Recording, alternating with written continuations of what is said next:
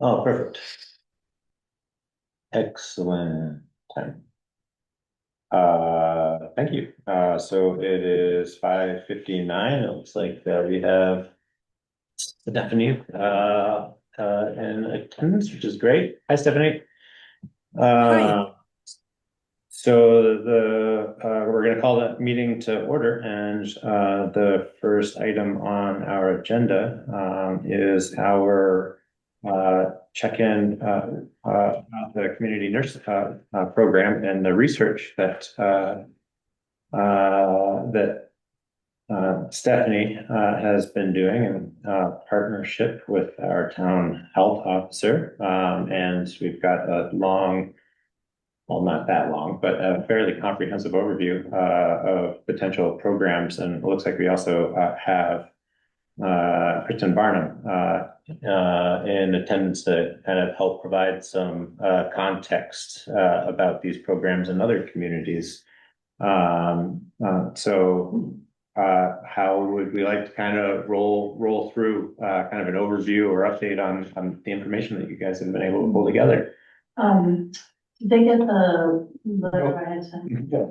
Yeah, that's pretty much what, I've discovered, and of course, I had lots of questions on the end. Kristen, is a mountain of information and guidance in this.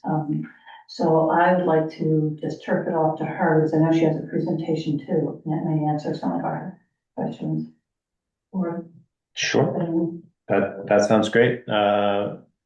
Kristen, thanks, Catherine. Would you like to provide a little context, I guess, on the programs? Absolutely. Thank you so much for having me. Do I have the opportunity to share my screen? Oh, yeah, sure. I can make you a co-presenter. Hold on. Thank you. And I'm happy to make these slides available too for follow-up.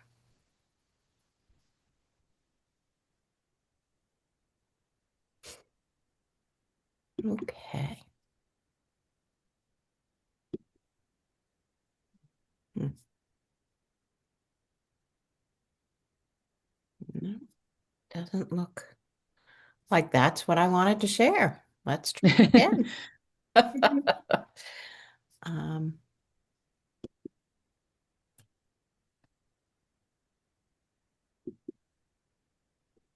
it doesn't see. Here we go. Okay. I think There we that's what I go. want to share. Great. Um, Yeah, again, thank you for having me. My name is Kristen Barnum. I'm the executive director for Community Nurse Connection, which is an organization that helps lift up community nursing projects. Let's see. I am a nurse, so I'm a little partial to nursing. I should say that. But we're, as I said, we're a convening organization. So we bring together people, ideas, and resources really to improve the quality of life for older adults.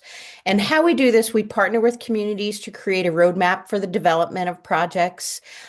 We provide access. Actually, that was the screen I shared by accident. We provide access to a confidential documentation system or data collection system so that it's at no cost to the towns or the communities. We provide outcome data to the communities. We host virtual monthly nursing peer support meetings because we realize most of these small rural towns in New England, they don't have the nursing support, so we provide that for the nurses. And we often provide some startup grants and sustainability funding. Again, it depends on what grants we have to know how much we can provide to communities. A little bit about how it works. So the nurses are employed by the town, the city, the community, maybe a faith-based organization or another nonprofit that's already existing. So the nurses they're not employees of our organization. The programs are independent of the mainstream healthcare and reimbursement system, which really allows the flexibility for the nurses to see these clients as often as they need to be seen. Referrals go directly to the communities from the primary care providers, hospitals, neighbors, friends. Actually, about 52% of the referrals last year came from the clients themselves, neighbor, friends, or community members. So they don't go through our organization. And there's no charge to the clients for the services. So, what do the community nurses do? A lot of what they do is case management and coordination of care with other organizations. They provide a lot of healthcare education, based usually it's chronic, multiple chronic conditions. So they provide that education in the home where clients are able to learn better than in the clinics or in the hospital discharge. They do fall risk assessment and interventions, a lot of medication reconciliation and medication education. They help talk about advanced directives and advanced care planning, symptom management support, um, and family support as well. So that's what they do for the individual. And what do they do for the community? There's a lot of community education. We have many communities where the nurse is at the library once a month for an Ask the Nurse. We also have the nurses often bring in outside resources since, for example, the Dartmouth Cardiac Mobile Unit to do enhanced screenings. And we can help in emergency response planning for the community. With the snow, coming, it's nice if for the nurse to get in touch with the community and the town to say, like, is there somebody that we need to worry about? Or the nurse can tell the town, are there issues or there's something that we should all be thinking about? So this table here is pulled from the 2022 census. And if you'll notice, I mean, I get it's a little old, but it's still good information. So we've got Calais here, we've got Washington County, and we've got Vermont. And I'm really kind of paying attention to these older adults. And if you really look at it, you're 70 to 79, which is about the median age of folks the nurse is caring for, is higher in Calais than it is in Washington County and Vermont, which just speaks to a need that this is something Calais really needs to take care of the older adults that live in the community. I'm just going to pause a moment for people to look at that for a second. Sometimes I talk too fast, so I like to pause. This is sample data from a similar community to Calais that it shows what you will get on a quarterly and monthly basis. So we collect information on how many clients were served, the median age, new clients, the total number of encounters. We break it down into, are they home visits? Are they phone calls? Are they emails? So you really will get a picture of what that nurse is doing. And then we also track outcomes. And I can say this is data similar to Calais, but this is pretty much what our data shows is the top three things are reducing anxiety, reducing isolation, and helping clients remain safely at home. And we know this is what we all want, is to stay home. So a little bit about the cost. We recommend new communities start at about 10 hours per week. This is not urgent care. This isn't, the fast squad responding. It's really preventative care. So about 10 hours per week. We encourage communities to pay fair market wage for the nurse because if you underpay for the nurse, you're not going to get the high quality skilled nurse that you really want to care for your community. So $45 to $60 an hour. We encourage you to budget for mileage and supplies. And really the total cost for 1 year is about $30,000. Again, depending on what you cover and the skills of the nurse. It's also important to know that every time a community nurse prevents an unnecessary call to 911, the municipality saves about $1,500 again, unnecessary calls. And more importantly, every time they prevent an unnecessary ambulance ride to the hospital, the client saves about $500. So it's good for the residents that live in your community. So again, different models, there's a lot of different ways to make this happen, but I thought I would put up here that if the nurse is employed by the town of Calais, what we provide at no charge to the town is we provide an iPad and a secure documentation system. It's a double sign-in. It's to make sure that everybody who lives in town, their data is very, very safe. The only folks that can see that information is the nurse and my IT consultant, just in case the nurse needs a little help. We don't share information with other folks in town. We assist with creating job descriptions. We can assist with interviews, orientation, and again, we provide the town with the reports, monthly, quarterly, and annual. So I will stop share and give Stephanie and Catherine a chance to add anything, or I can answer questions.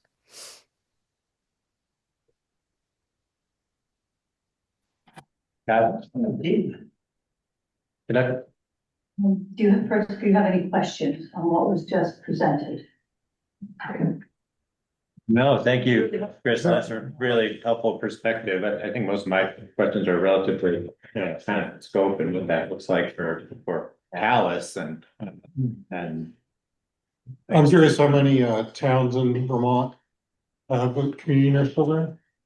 Yeah, right now we're at about 19 towns. Some of the towns actually share a nurse, so it's not individual communities, but about 19 in Vermont. And a list of them is on our website. It's interesting that towns share.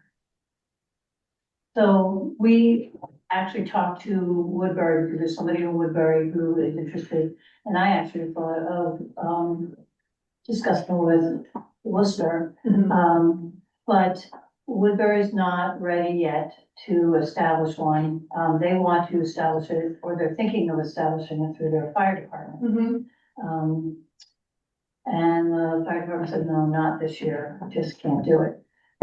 So, we're putting that on the back burner, and personally, I think that it would be nice to establish it within our own town of what we need and know what we need, so that then if we want to expand with another town, we at least know what our needs are. Yeah, one thing I've learned about Vermont is towns are very unique. And although sharing seems to make sense, the towns seem to want their own, their residents to be cared for the way they want. So sometimes sharing doesn't always work out well. So I was hearing one model being an employee or part-time employee or contract employee of the town. What would be other models if that's not the approach that's employed? How does that relationship get established? Yeah, sometimes towns, if they have an existing nonprofit that they're very connected with, the nonprofit may employ the nurse, and the town provides some funding for the nurse. Sometimes their employees are contracted by the church or the parish in town. Chelsea, Vermont, a very unique new model. The nurse is actually an employee of First Branch Ambulance. So the nonprofit ambulance service employs the nurse and the town is contracting with that. So the models are varied, and we're learning new models every day. Sometimes they're employees of the senior center. Again, where the town contracts for the services. So there's a lot of different options that we can explore. There's also there's a town in New Hampshire that the town itself wasn't really ready to go forward, so they built a trust fund, so a community nurse trust, and they're going to pilot the program for 2 years before they embed it in the budget.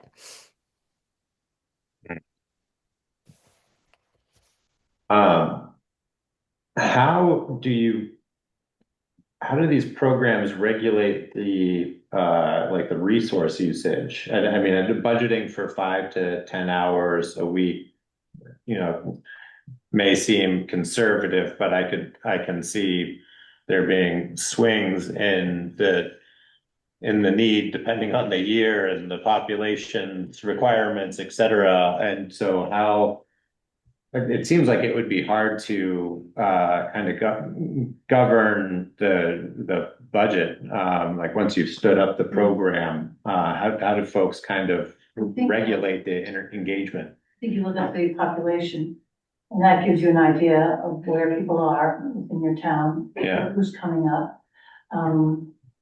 Kristen, you mentioned something about that someone knows within our town officers about the age brackets, or, maybe I misunderstood, but I thought that's what you had said in certain towns. I'm sorry, can you repeat that? I had a hard time hearing. I'm sorry, maybe I didn't speak up loud enough.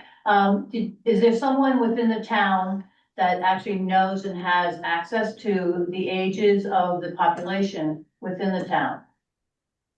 Well, I brought up that slide from the census. Right. You know, it's a little outdated, and you know, one of the things that's really important, and what we do to help support the nurses is to make sure that they're using the resources that already exist and they're not taking on kind of everything. So, you know, making sure they're making referrals to the Central Vermont Council on Aging, you know, to the home health and hospice agencies. So we that's what we talk about a lot at our virtual meetings is don't take on more than you're able. And usually, you know, if you really kind of budget 40 hours per month, so some weeks may be heavier and other weeks may be lighter. But it honestly, 10 hours a week for most towns is plenty if the nurse is really following the outline of a community nurse. I was thinking about first of all, thank you. It's really interesting and great work. And but I was thinking about the complexity of some of the situations, right, that folks might the nurse might arrive into, and sort of how they're dealing with you know, caregivers that might not be present at the time, but, you know, you're hearing one thing from the person in the home and maybe the caregivers have different information, or, you know, how does that work in terms of just the complexity of some folks' situations, and how much or little the community nurse might have information about? Yeah, it's a great question, and you know, I think one of the real benefits of the community nurse is getting into the home and being able to get information with the client's permission back to the primary care provider, so that you know he or she is really able to do a full assessment of the home environment. You know, I always use my mom as an example, right? She does not live anywhere near me, but she recently was discharged from the hospital, and she's like, "Oh yeah, my neighbors help me all the time." And you know, no, they don't, Mom. So, you know, I think there's the nurse going into the home and really understanding the full environment of what food is in the fridge, you know, based on their chronic conditions. You know, are they eating the right food? You know, do they have access to good nutrition? Do they have access to rides to get the good food? So it's a big picture environment that they're able to share with primary care providers, council on aging, and other resources in the community. And so, and you're saying that the community nurses provide an assessment to the person's primary care? Is that what I'm hearing you say? Or that you're just, or that they're just referring people to see their primary care? No, they with the clients, with the residents' permission, they will give an update to the primary care provider. Again, it's really built on trust and Right. the resident, they will not talk to anybody without their permission. But yes, they often help. And even, if an older adult has been hospitalized for something and comes home, the discharge instructions are very confusing. So the community nurse can go and help them with discharge instructions and reconcile medications and help advocate for the client to talk to their primary care physician. Sometimes they're even at home for a telehealth, at the client's or resident's home for telehealth visits or phone calls. So just helping them, be more independent with healthcare decisions. Yeah, the home visit is really the crucial part of it. And when you go into someone's home, you are enlightened by a lot. I've done that. I did that as a midwife and, it just explains so much. Right. So we have a little more time to kind of keep the conversation going here. I just want to kind of be mindful of that and keeping to agenda. The letter that was provided has some kind of key follow-up questions about where kind of we go from here, and looking over those, I think that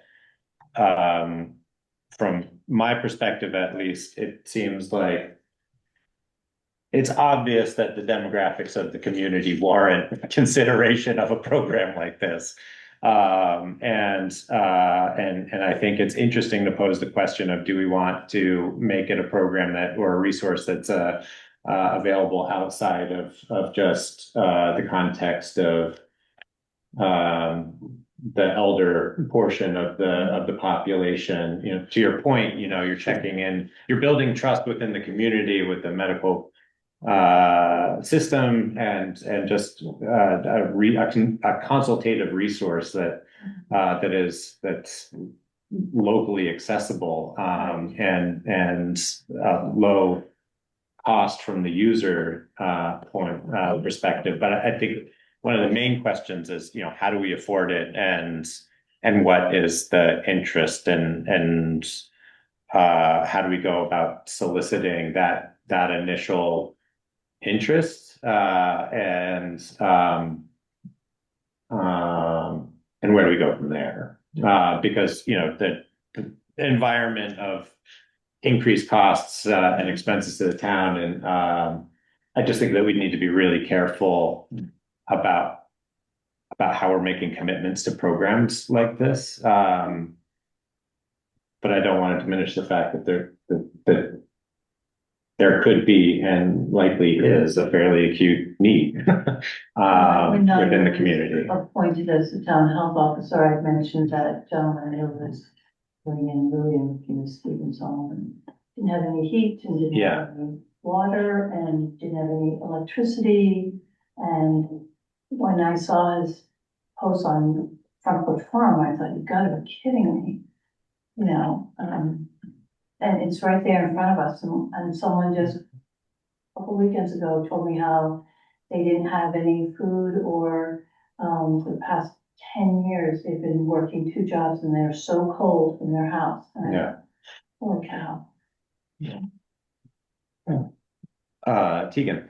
There was news about a big federal grant for rural medicine coming to Vermont. Do we know if any of that money could go toward this? Kristen, I'm looking at you.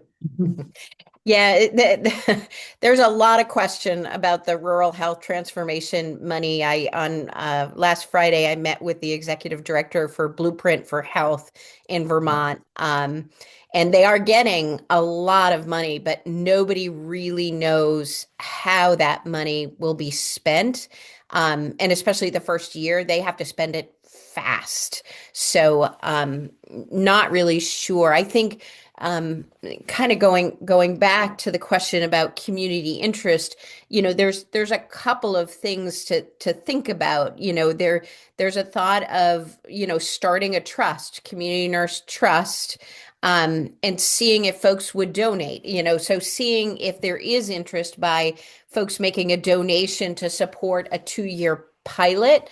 And you could write into that trust that if it doesn't move forward, you could donate it to another organization. But that's a nice way to show if there's really interest in the community to start something like this, is would they fund it? I also can help with some identify some grants that could help support that trust to again, to see if there's community buy-in. I wouldn't probably count on the rural health transformation money this year. And it's a lot of money for 5 years, but you have to think about a plan of sustainability. So I am a nurse. I also have a master's in business. So I think a lot about, sustainability of in business plans. So you'd really want to think long term how this could be funded sustainably. And a lot of folks really are interested. If you think about, some of the funding, for library programs and, parks and rec for, programs for Tai Chi and older adults. So there's often in New England already a lot of interest in something like this. So just kind of a thought of how you could kind of put your finger on the pulse of the community to see if they're interested. Thank you, Kristen. That's helpful. I'm back to the just kind of logistics of trying to solicit and coordinate some feedback on something like this. We're under a pretty tight timeline, obviously, for coordinating much for town meeting, but that seems like a really natural opportunity to try to get some initial feedback. And I know that last year there were a couple of different initiatives of trying to solicit some feedback or interest at town meeting. So it seems to me like that would be our best opportunity for a first step of trying to get some. I mean, if we wanted to stand up, I would ask for some support from Catherine Catherine and Stephanie on trying to coordinate a poll of any sort through Front Porch Forum, but at least having something at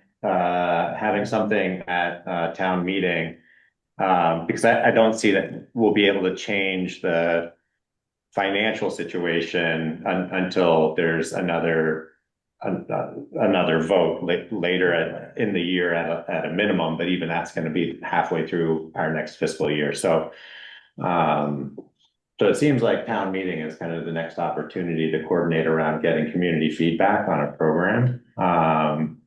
And that my question, I guess, to Stephanie and Catherine would be, are you feeling like you've got some good information here to kind of organize an overview about what a program like that could be? I mean, I think the letter kind of pretty well outlines it. Stephanie. Yeah, I just think it's a really good idea. I think that we could probably put together maybe a little brief presentation for town meeting and then a survey. I mean, we could certainly have a survey there, and that could, because we do need a way of finding out what kind of interest there would be among the elderly people in town. That's probably, and I guess Front Porch Forum, a survey in Front Porch Forum, a survey at town meeting. I'm sure we'd be able to get some time at town meeting to talk about it. So I think that's a great start to try to find out. And also, I think Catherine contacted somebody at Twin Valley Senior Center, and I'm not sure if she got anywhere, but I think that's another resource for finding out, people, because I'm sure there's people from Calais who go there. And if people have other ideas about how to go about, informing people about this and finding out what kind of interest there would be, let us know. Yeah, again, I think my sense is going to be that without a whole lot of context, the community is going to need, a fair amount of education around like what the scope of the program could be, right? And so, and I think it'd be given, Kristen's, background and experience in this, and Catherine, your knowledge of these programs, and Stephanie as well, like, try to, I guess, have like a proposed framework about what a program like this could be, and what are the services that could be available to the community members to inform their feedback. Otherwise, it's going to be a little too pie in the sky, and you're not going to be able to get quality feedback. I think the biggest thing that people need to know is this is not a clinical thing, and that's the key to it, because people are gonna think that if you come in there and, oh, by the way, I've got this wound, can you do some wound care for it? No, sorry, I can't. But I will make sure that the wound nurse knows that you should be seen ASAP. That sort of thing. I agree with what has been suggested here, and I would just suggest that if any survey does include this, I think important idea that Kristen's offering around the pilot, and would you be interested in supporting such a pilot? Because I think that scenario is something that would be, it's fine if people are interested in receiving the service, but are people interested in supporting it?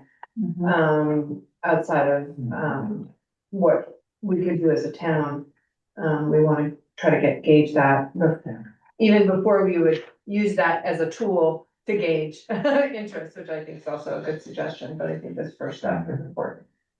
Yeah. I just have a question. I think we gave you the link to Kristen's website.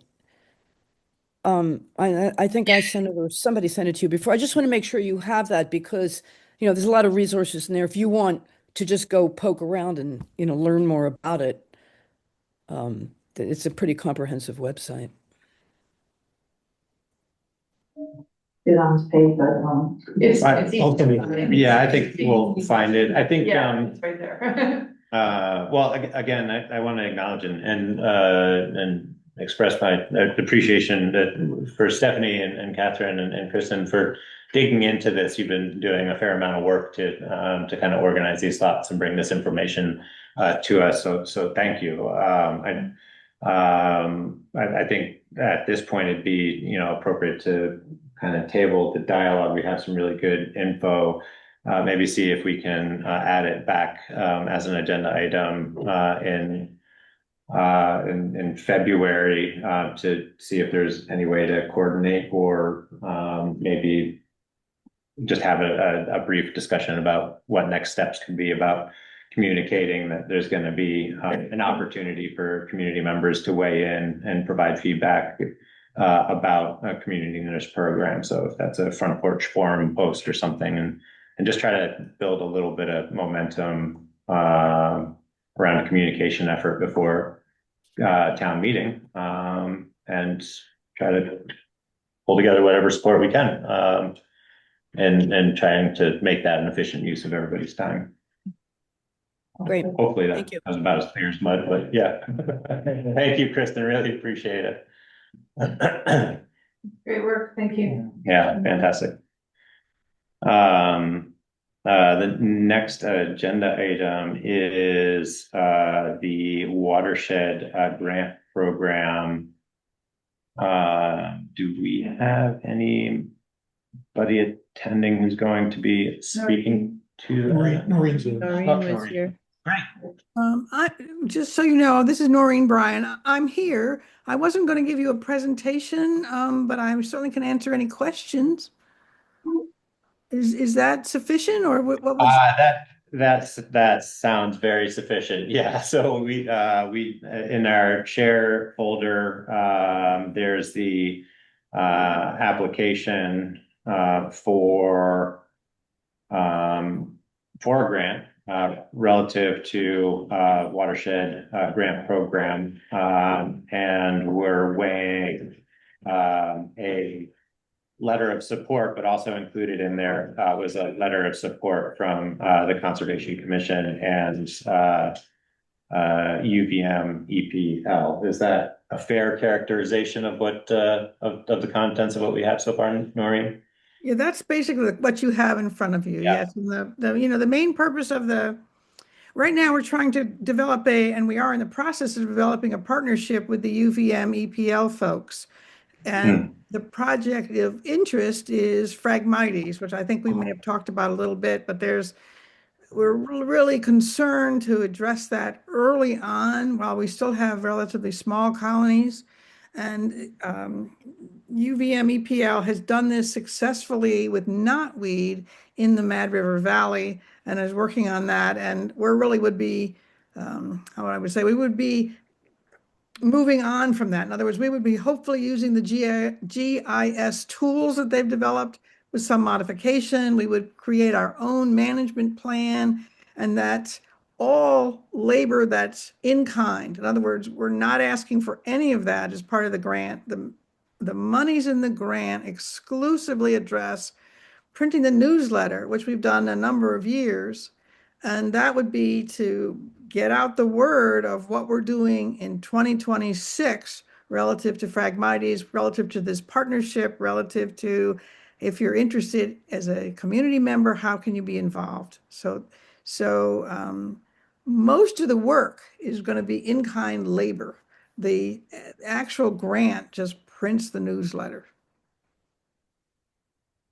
So I have a question, Jordan, Yeah, go ahead. about the scope of the grant. Noreen, it looked like it was planning, but not so much implementation. It was public education and planning and getting the word out in the newsletter. When does the implementation happen? Well, there's partial implementation this year. In other words, getting the planning done is really key. But we also hope to have the GIS tools up and running, which would mean we will then create surveys of exactly where the Phragmites exist today and how we're going to monitor it year to year. The UVM in the past has had grants to use interns, and they're having a hard time with grant money this year. So they're still struggling with that. If some of that grant money comes through, then hopefully we'll have some people in the field this summer, but that's an uncertainty. But we do have, we're really excited about it, a young member from East Calais named Neil Punsel, who you may know, who's just starting or getting involved in a ecological engineering, environmental engineering degree at UVM. And he's willing to take on the GIS tool mods and actually doing the field work to, basically do the survey. Where are these and how big they are and record them so that we've worked on this for a number of years, but we're really upping the science. In other words, we're going to have a much better, more scientific approach to monitoring this and making decisions on what needs to be done. So did I answer your question? I think you did. I just was sort of picturing people going and ripping out a bunch of the stuff, but I understand that that the survey of where Phragmites lives here is an important piece of the puzzle. You need to know that. And which places do we tack first? Right.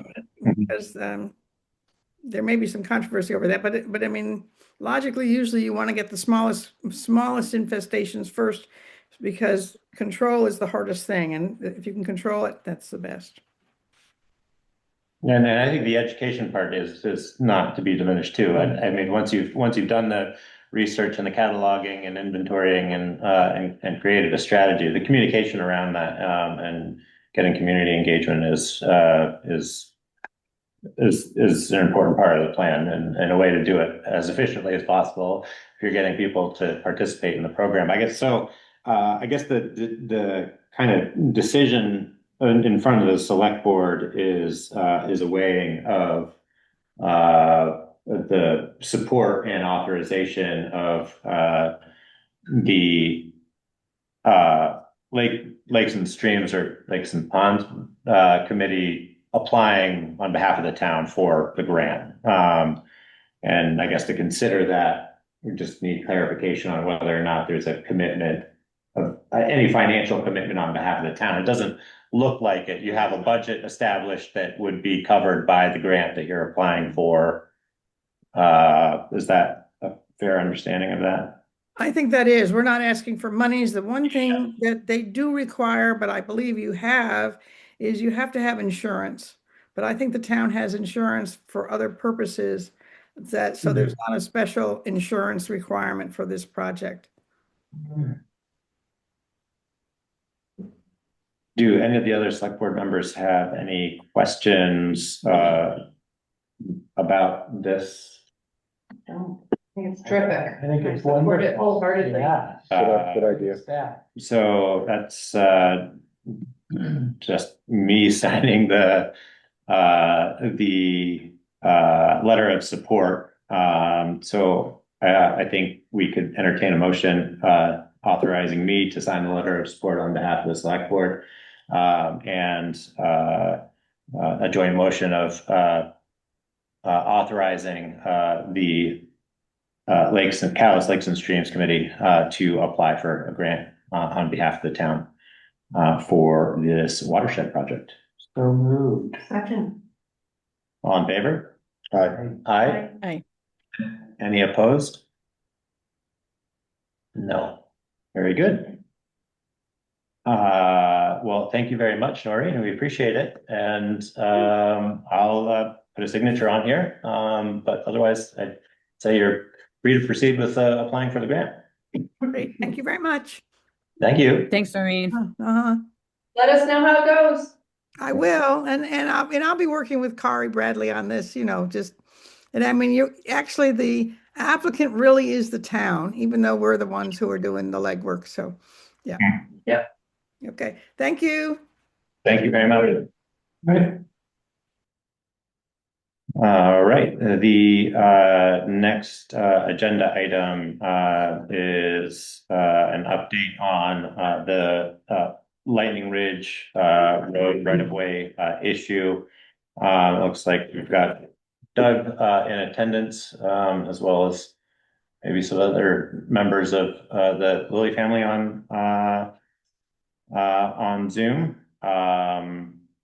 It's my understanding that the hay bales in question have been moved to date, and that was the requirement.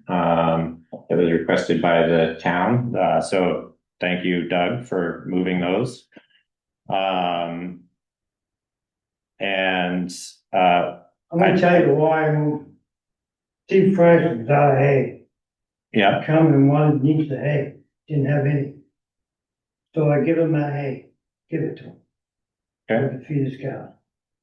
I'm still not happy about it, but I'm not done with this, I tell you right now. Well, I don't know. Too many people out there that want me to keep going. and That's if, all I can if say. members I've of been told the, not to talk. well, if there are, if there's a broader conversation that needs to be had, then we'll put it on a future agenda and have the conversation, Okay, I got a question. Yeah. Had the cops come twice. And on that paper, it said, $100 or $10,000. Yeah. Who put that numbers down? So, there, that is just, Somebody wrote that in there.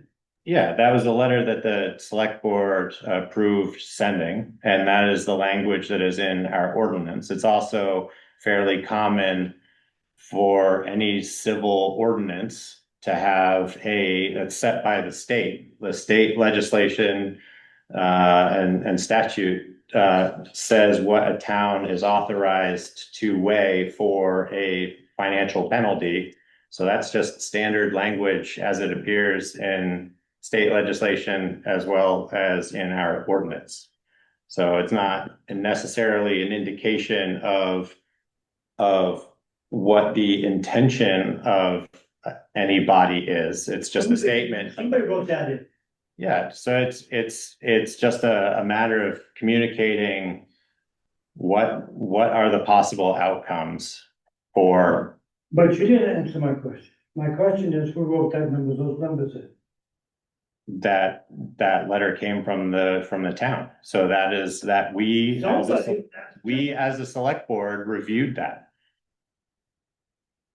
And everybody on the select board had the opportunity to read that weigh in on the contents of that letter. There was no single individual who's responsible for crafting any of it. It's a letter from the town. Um, It was also reviewed by the town's attorney. yeah, well, you know, they also talked to let's see, who is he? The manager of the governor's office, the town governor?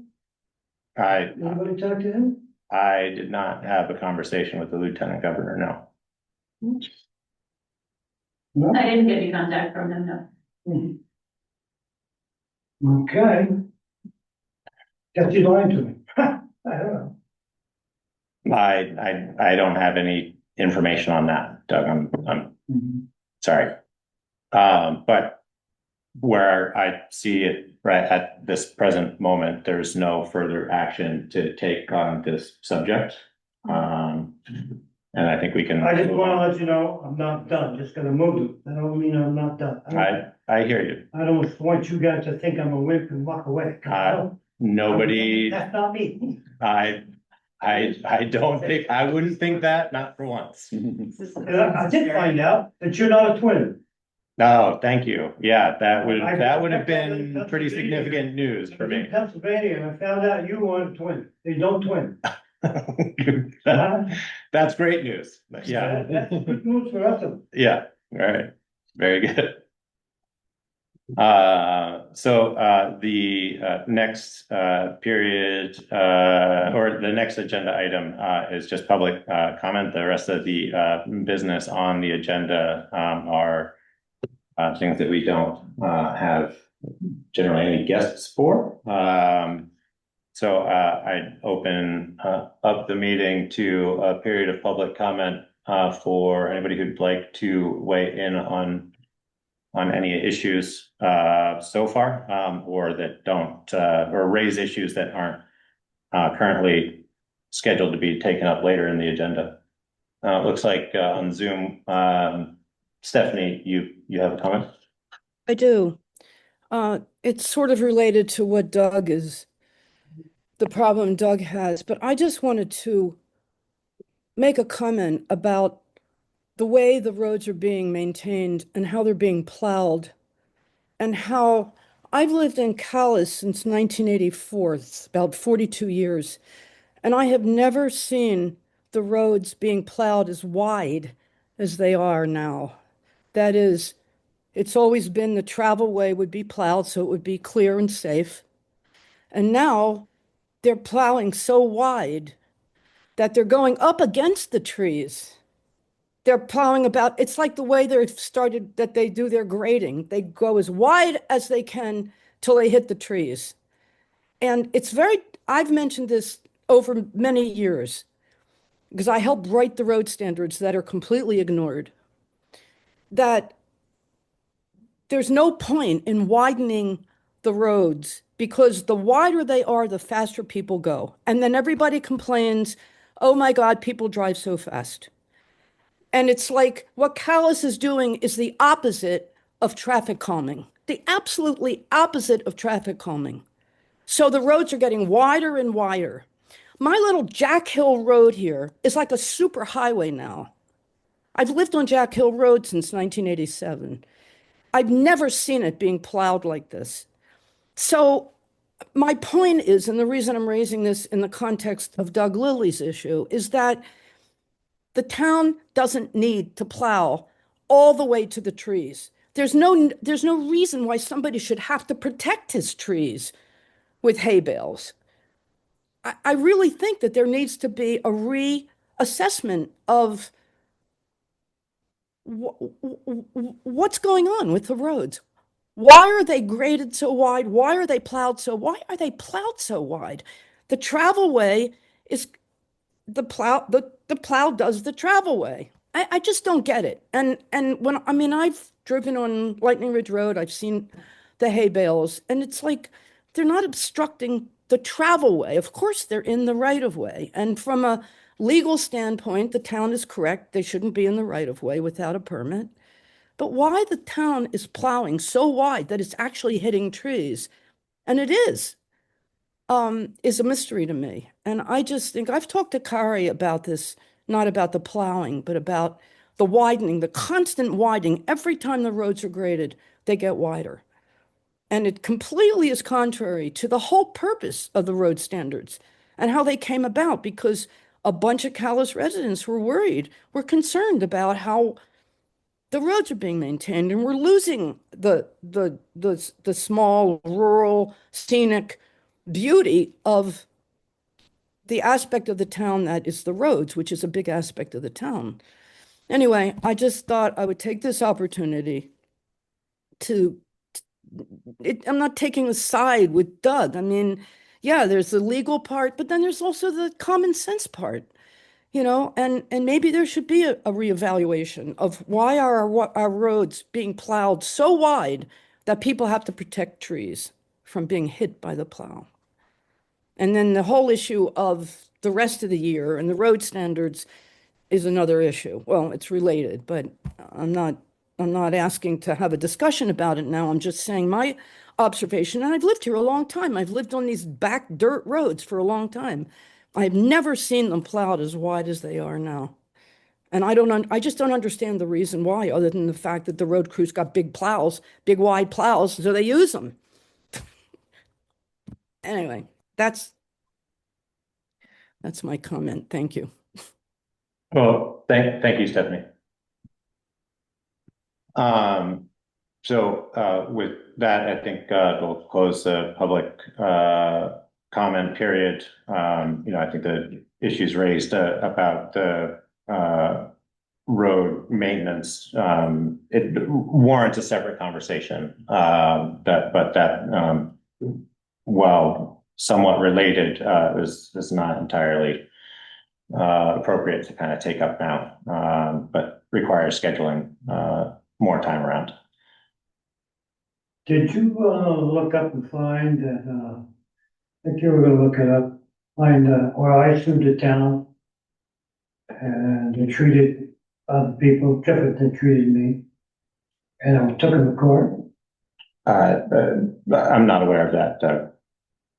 Was it in the folder you handed you? Yeah, I remember, Doug, we looked at two files or two different lawsuits, and I don't believe either of them were the one that you were referring to. So I don't know where that file is. I found the folder with legal documents and I handed it to Carl. I didn't look closely at what they were because you were in the office. And one had to do with tax stabilization, and the other had to do with. Lowest price got tax rate. And I didn't. So I sued the town because you can't treat a taxpayer different than the other one, and the courts ruled on it, that I was right, town was wrong. So the amount, you see that in there? So I got $3,600 from the town. I represented myself. I can't speak to that, Doug, and we're gonna move on. If there's something else for us to consider outside of the purview of what we were discussing tonight, related to lawsuits, then that will have to come on another meeting. And we'll have the opportunity. Bring that up again. I'm not going to Okay, tell me you can't. I can't talk to you. We've got other business to conduct tonight, and that's what we're gonna do. Okay. So it needs to be put. All right, thank you. So the next item on the agenda is tax payment postmark issue that warrants some discussion. Kari, do you want to give some context to this? So this year, this is my first experience with this. Apparently it has come up in the past, but not last year. It was my first year participating in tax collection, but we had small number of residents report that they dropped off their payment in the mail in the post office on the due date or before, and that by the time we received it at the office, it had a postmark with a later date. And I know of at least one other person that felt strongly that this had happened to them. They said at the East Calais post office, but they accepted that staff traditionally just works off of the postmark. That's the only evidence that we have to judge. This one person accepted that. More recently, I had a resident that was just vehement saying, no, this is not my fault. It's the post office's fault. And he kept asking, what are you going to do about it? What are we going to do about it? And I said, I don't have a solution. I had already talked to I had talked to the attorney about a related matter, something else. But basically, my interpretation is what is, black and white, what the article that was voted on at town meeting. But he kept pressing, and I said, okay, well, all I can say is if the select board told me to interpret it differently from what I'm reading, I would do that. And then I had a conversation with our attorney about it. They said, to the extent this is a new issue that you've not been seeing, he said, I suppose that something in writing from the post office saying we didn't postmark letters on that day, the day in question, that's something that the select board could accept as a reasonable interpretation. And he said that would provide enough cover in his judgment. So that is an option. We could use that interpretation to be equitable. We would want to offer that option to other people. I know of one other resident by name. I believe there are others that reported this on the phone. I don't have any other names. It seems like we would, I don't know how we would handle it in terms of making that solution available to other people. But I did want to bring this to you and discuss it. The penalty and interest, the penalty is 8%. So it can be significant for one late payment.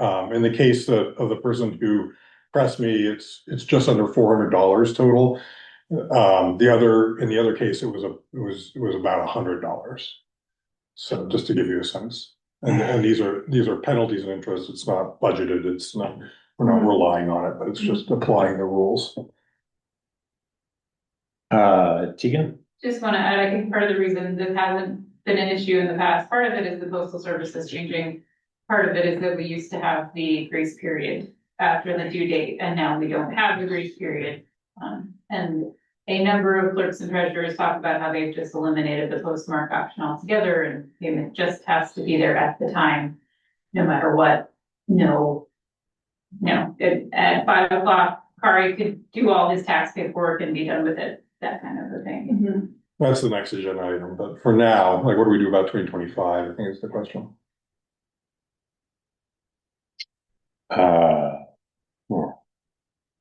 I mean, I think it's worth both acknowledging that the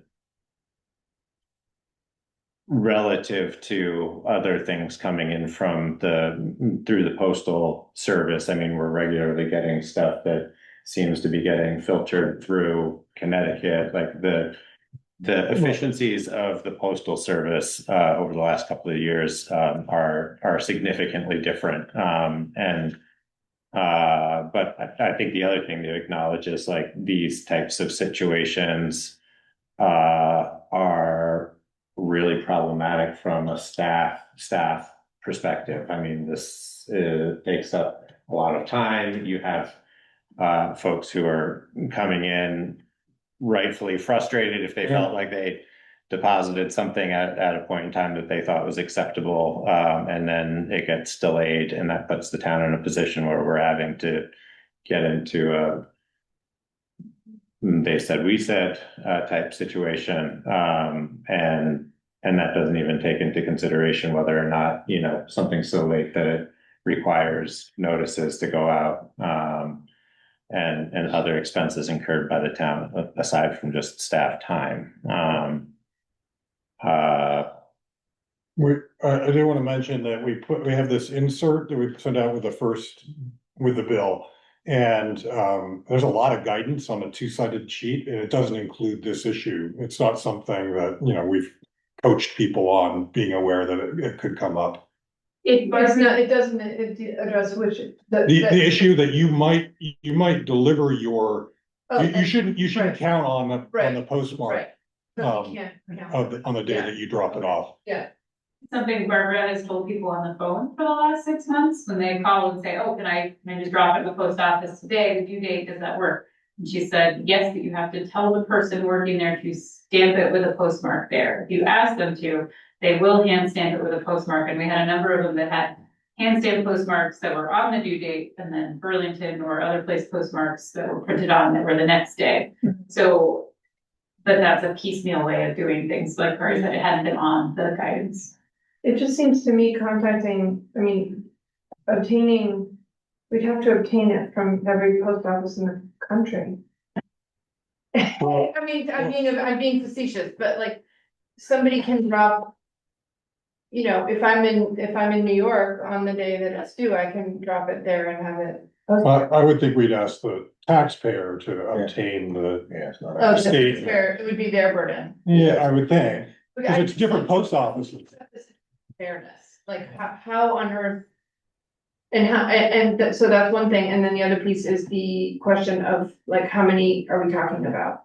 Or, Well, see, I don't Next year. even know. I mean, anybody who received the penalty could make this claim as far well, as so I understand. what's the volume of number of people that have received penalties this year, do we? No, it was, That about- it was in the ballpark of a typical amount. I think. Okay. Normal. Yeah, and I have no idea how a post office would respond to a request like that either. Like, Yeah. on November I mean, how 17th, big- did you postmark or did you not postmark? Or- The and only it's- way it would be is if somebody was on staff or not on staff that day or something. I mean, I had no idea. Yeah, maybe it might be that they typically don't postmark and ship all their stuff off to Burlington. I don't know. Or if you drop it in a mailbox that isn't collected and, it's like you have to pay attention It's absolutely- to when it's gonna be collected and whether or not it's gonna be postmarked. And, for me, the equity of the application of the rule seems problematic, whether it's a grace period, postmark date, et cetera, et cetera. I personally am most curious about, exploring just removing the postmark requirement and just having the due date. yes, And- I was gonna say, I thought that suggestion and Yeah. vetting it, having already vetted it with other clerks, that it makes perfect sense to do that forward, but I don't know where it leaves you. Okay, good. I don't know when where, it's due, just get it there. I don't know where it leaves you in terms of the complaint you have. Just to change it for the coming year. Well, we just had a Board of Abatement meeting. I mean, would it be grounds for going to the Board of Abatement and setting out? It doesn't qualify. It doesn't qualify? It wasn't an error by a lister, and But there's other grounds and I don't know them all. it doesn't qualify. Okay, It'd have to be inability to pay, and this person's not making that claim. They've reviewed the criteria themselves. okay. Thank you. So we're still not answering your question, Kari. We're commiserating. I mean, does the select board have the authority to make that change? Isn't it only the Board of Abatement that can? No, this would be an interpretation of the article that was voted on. And the article said it has to be it's postmarked by the due date. Yeah, On or before the. Yeah. Which is. I don't see how we really would interpret it any other way. That's correct. Right. the attorney was a little surprised he was giving me this option. He said, this is out of character for me. But it's a somewhat new issue Right. that, you could see a good faith effort by a taxpayer saying, but if someone's new to town, he's new to town, never really experienced it. I mean, I Yeah. fully get and sympathize with the frustration, but I don't see from our standpoint there being a lot of flexibility. I mean, I think it's written very clearly. That's the perspective I'm coming from too. And it's hard to say, just, no, sorry. And it seems like the amount of staff labor time it would take to find a workaround by finding all the people who might be affected and developing a process for them to have an opportunity to contact the post office. It just seems really complicated to me. Doug, I know people that paid it a year early. And what happened, you give money back to them, or give them interest, or no? They made a mistake and paid it a whole year early, and you know it, and I know it. I'm not aware of that, Doug. Huh? I'm not, I can't comment on that. I'm not. Okay. I'm failing to see the point. Anyway. Really simple. So, Fell down, and I could Okay, so have. I'm hearing that there's not support for changing the interpretation. I don't see how we could just for one, without considering looking at all of the circumstances under which somebody has paid late.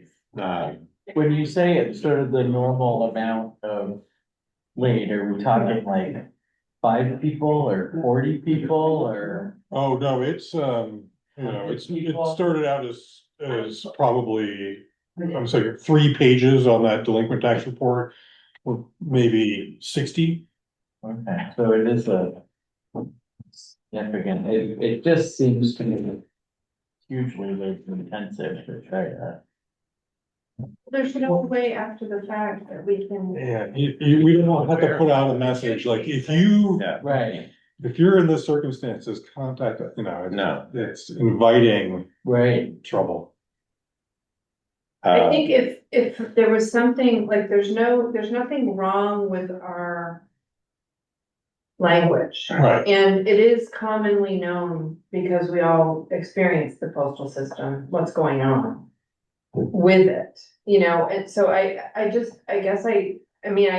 feel for the person, but I also, this is a person who's decided to wait for the last day and didn't physically see the postmark, and that is also their response, that's Yeah. on them as a citizen, and I hate to hold the line on that. I don't hate to, I think the line is clear, and I'm sorry about the implications, but I think we're also acknowledging that we're living in a different time, and I do fully support changing the language going forward.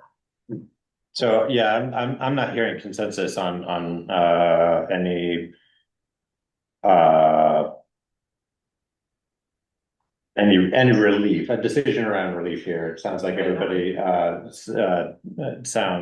is interpreting the requirements pretty clearly. I'd say it also sounds like there's consensus around entertaining changing the language to kind of avoid the situation and ambiguity in the future, especially considering there are other communities who have gone that way as well. So I guess put this over to Kari and maybe Tegan to put together a recommendation for when and how it would be appropriate to change that language. I guess it would have to be.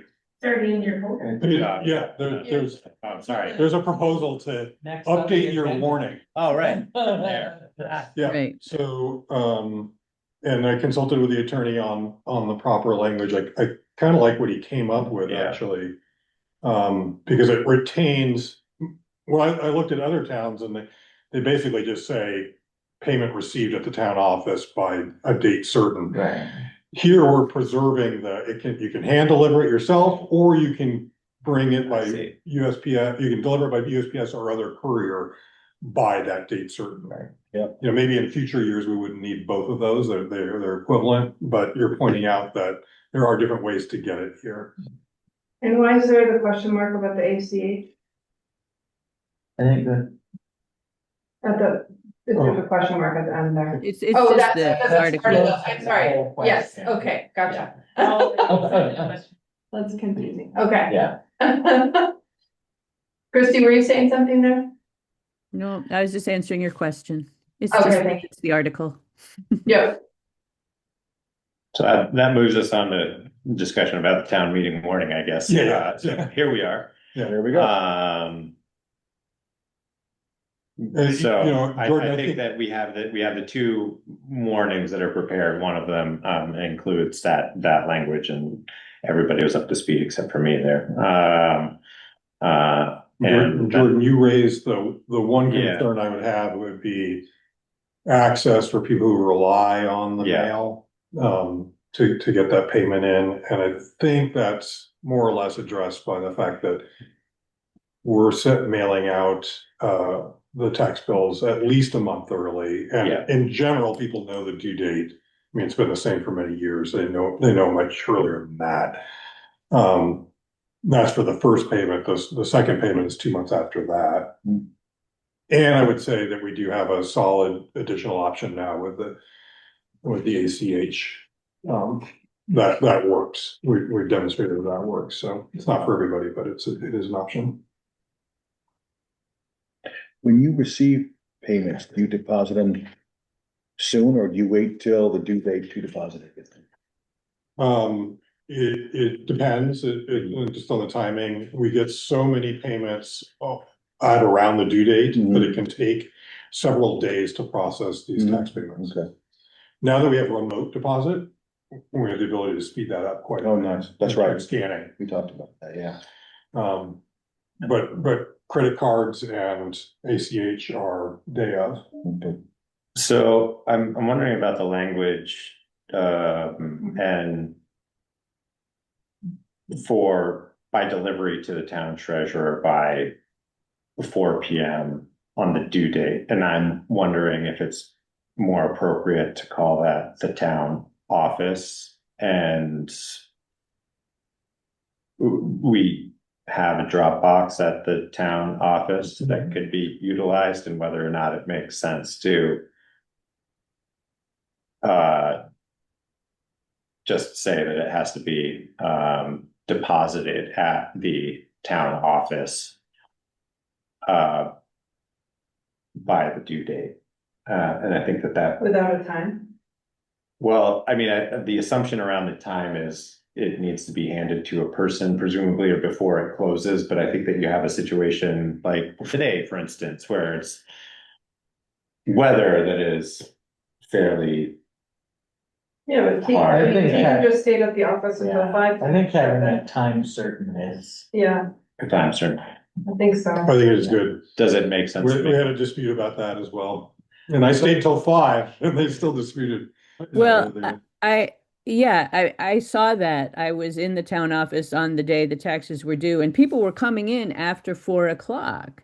And like expecting that by 5 o'clock was timely. And, people don't remember exactly what was the wording of the warning. So some people thought it was till midnight, some people, people are always going to have issues. So, yeah, I don't know. Are you advocating for removing the time? Leaving the I would date? say 5 o'clock because that's the hour that the office closes, isn't it? Why is No, it an hour before the more- office closes? That seems counterintuitive. Like that caught people off guard. The office closes at 4. The 5 o'clock is just a statutory thing. That Yeah, was for the the- elections. For the election. The office closes at 4. Oh, why didn't it that day? Okay. We were just there at 5, I guess. Part of it's just being nice. Yeah, I just hung out later Yeah, for tax. okay. Yeah, you were just being nice. That's it. Yeah. I do wonder, I had the same thought as Jordan on to the town treasurer versus the town office. Does it have to be, and I looked at last year and it just says the treasurer. I was just, I don't know. if I that- never really thought about it. I Yeah. guess But yeah, well, knowing that the treasurer doesn't have to be a resident of the town, and if somebody went to the website and saw that the town treasurer was somebody who maybe isn't a resident of the town, I don't know. I'm just playing like crazy devil's advocate here. I think it's actually a little bit vague, like the due date is vague and the instructions around the tax bill as to Okay. where you need to mail, Okay. when and where. Okay. well, that's as much as I'm gonna say about it. So if the 4 o'clock aligns with the published time of closure of the town office, and town treasurer is the one responsible for receiving it, that is fine for me. Are there any other items for discussion with the prepared warning? We've looked at it a couple of times now. That was a last minute edit that needed some further dialogue, for sure. Does anybody see any other issues, concerns With the warning with the warning itself. as amended? Getting posted around town this coming weekend, so now is the time to catch the news on it.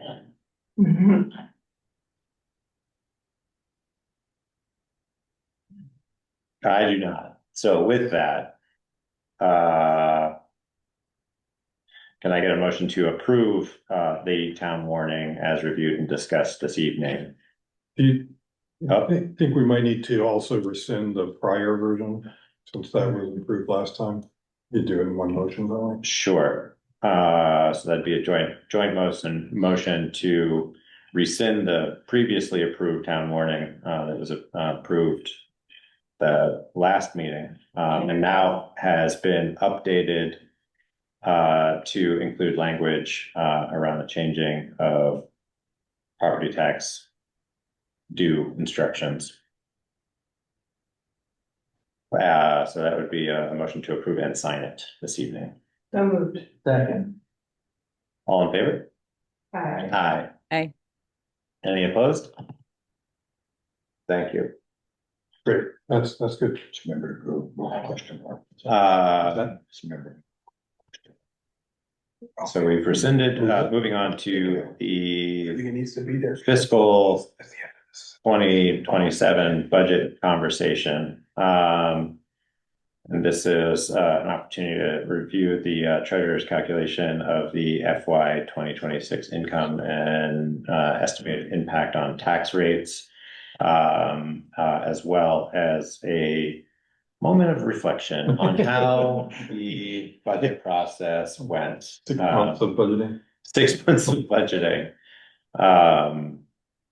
So I think we should start with some dialogue around the estimated tax impacts. Is everybody able to find the credit? Yeah, so this is a FYI, really. It's a Yeah. preview of what's going to be in the town report, and then the tax rate calculation that'll come later this year.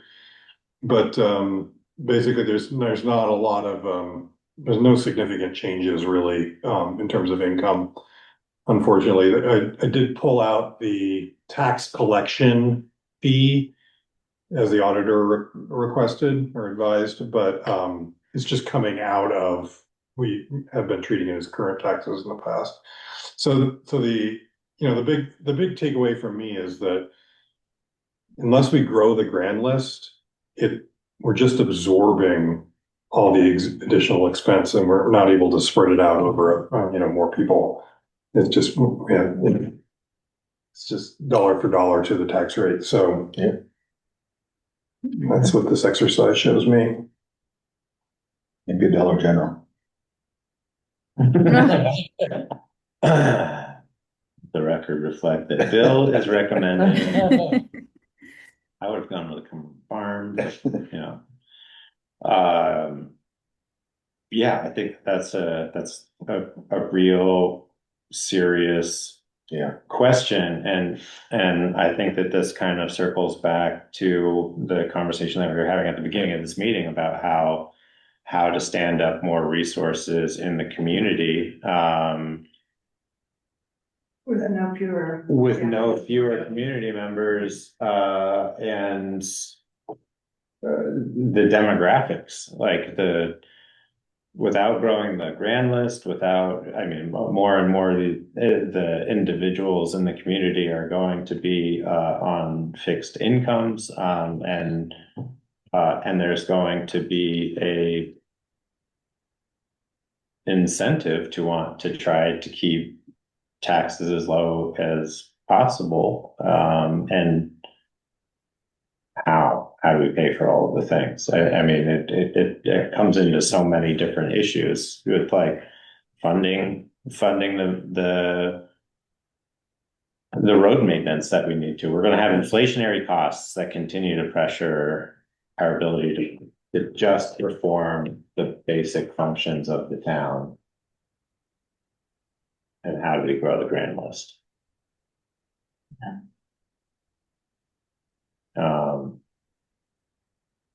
That's not a problem that's going to get solved tonight, but it's pretty stark. And I think the last couple of years of budgeting process have like that's becoming increasingly palpable level of like urgency. So much work gets put into going through the budget with a fine tooth comb, and the requests are noble in wanting to stand up programming and resources in the community. But they come with a pretty significant costs. And what I think is a little frustrating as a member of the governing body is that all you end up getting is the requests, and you don't really get a lot of feedback on, well, we should cut this so that we can afford this. And it's really hard to make those decisions in a vacuum, which is just like a personal appeal. It's like, engage in the budgeting process, because like those are the decisions that need to be weighed at a fundamental level. And all the things we do fund are going up at an exponential rate. It's just crazy. Yeah, it's really. And yet we're still better off than the schools Yeah. Yeah. for a little while. Right. We're better off than some of our neighbors in terms of, what That's true. the rates I was hearing from somebody in Middlesex was saying, that their rates are going up, their budget has gone up, double digits. Yeah, well, their grant list is going down because they've had, what's that word? Turn up properties. It seems to me like we're, as a community, we're going to need to decide to figure out like how we want to see growth in the community, and how do we want to incentivize or encourage or facilitate adding to the grant list. That really is a matter of like literally adding more places for people to live and engage in the community. And how do we want that to happen, and what programs, and what's the plan, and what are the priorities? And that I think is going to have to be a kind of a call to action to the planning committee and commission. Agreed. I mean, I think we have, part of the new town plan, there's already some framework there for us to move on, and the question is, when and how are we gonna move on it? Mm-hmm. And, I don't know how deep you wanna get into that, but that's about securing additional volunteer support and getting some committees stood up and starting the conversation sooner than later. Yeah. Well, let's table those problems because we're not going to solve them tonight. But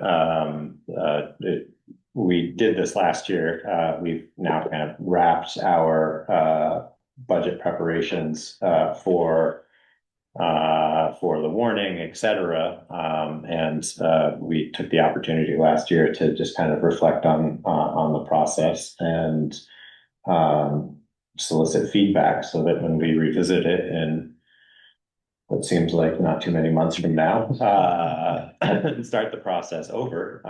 We're doing a continuous improvement loop here. So I'll start by saying thank you to everybody who participated, both community members and Kari, for helping to shepherd this project and process through. It's been phenomenally supported by Kari during his years of involvement, and I think if you kind of look back in the not too distant past of how the town largely dealt with kind of considering and weighing these things rather than having a handful of special meetings that were super intense, like we're spreading this out and giving opportunity for various interest groups and stakeholders to participate in a little more structured fashion. And that certainly makes the numbers more palatable from my perspective. And this is a process that I think is worth continuing. We've got. Are you happy with the way you're interacting with the committees? I mean, you're getting the request makes sense and thought through and information you need. I think comparative information is really important. So one of the things I'm, and I would say that about sort of us looking at the bigger picture as well as when folks are coming in. I would want them to say, here's what we've been doing for the last 2 years. This is where we're at now. This is what we want to ask for from you.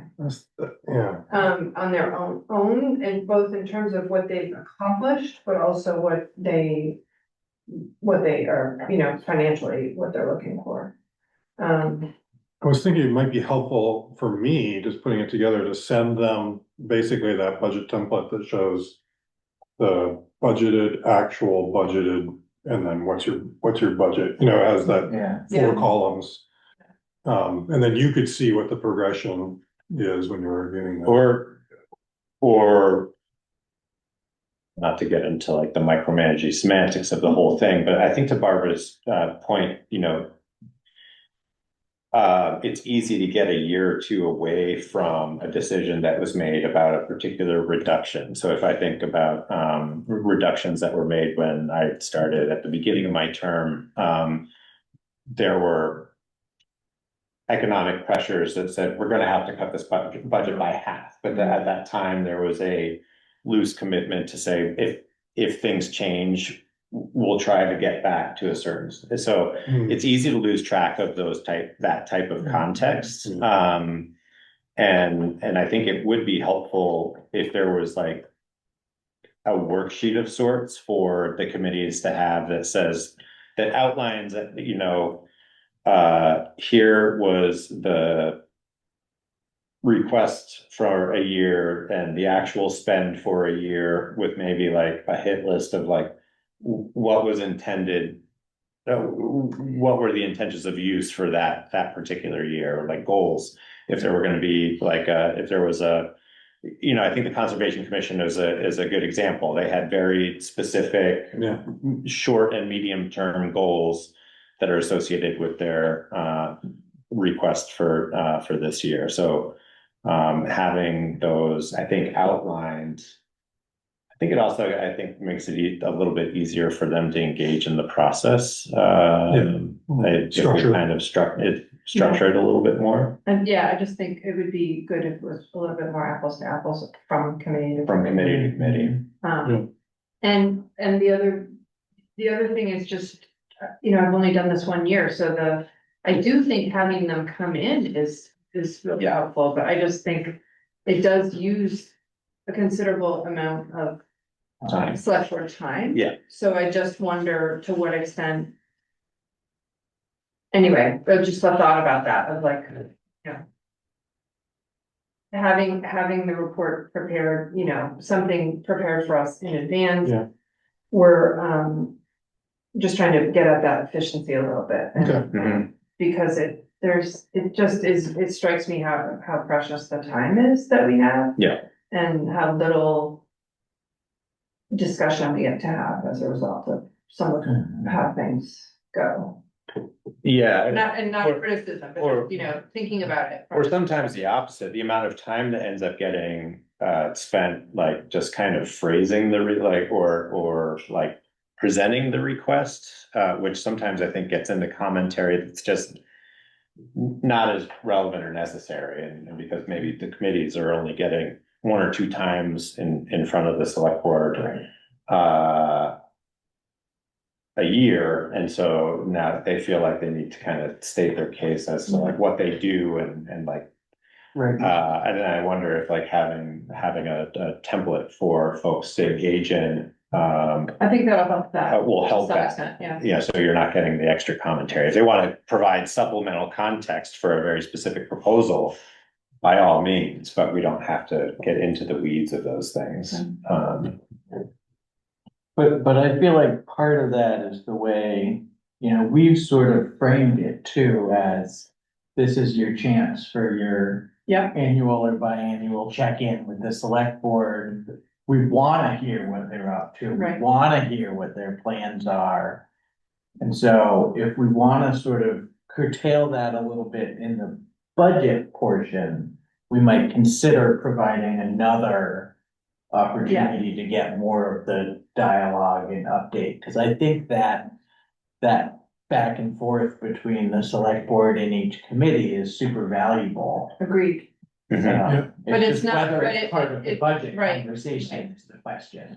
Yeah, well, that's not entirely true. I mean, I think that like there was an intention to try to schedule, like it started with trying to bring structure to the budgeting process. And then the intention was always to be to provide another earlier in the season, a check-in. Right. The question is like, okay, so now you have like, we're trying to get structured around so many things and our annual schedule as a select board where it's just like you're getting installed in March after town meeting, and then you're trying to prepare for considerations of appointments, which we've now aligned with like kind of the fiscal year turnover, which I think makes a lot of sense. That gives us an air gap of any new members being able to get up to speed with like regular business stuff, which I think is really important for making those types of decisions. But now you're between July and basically the end of September trying to work, committee meetings in.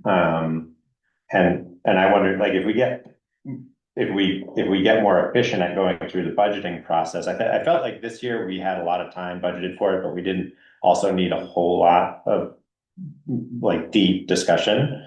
I wonder if we agree on like a template for people to participate in that goes out at the beginning of September or something like that.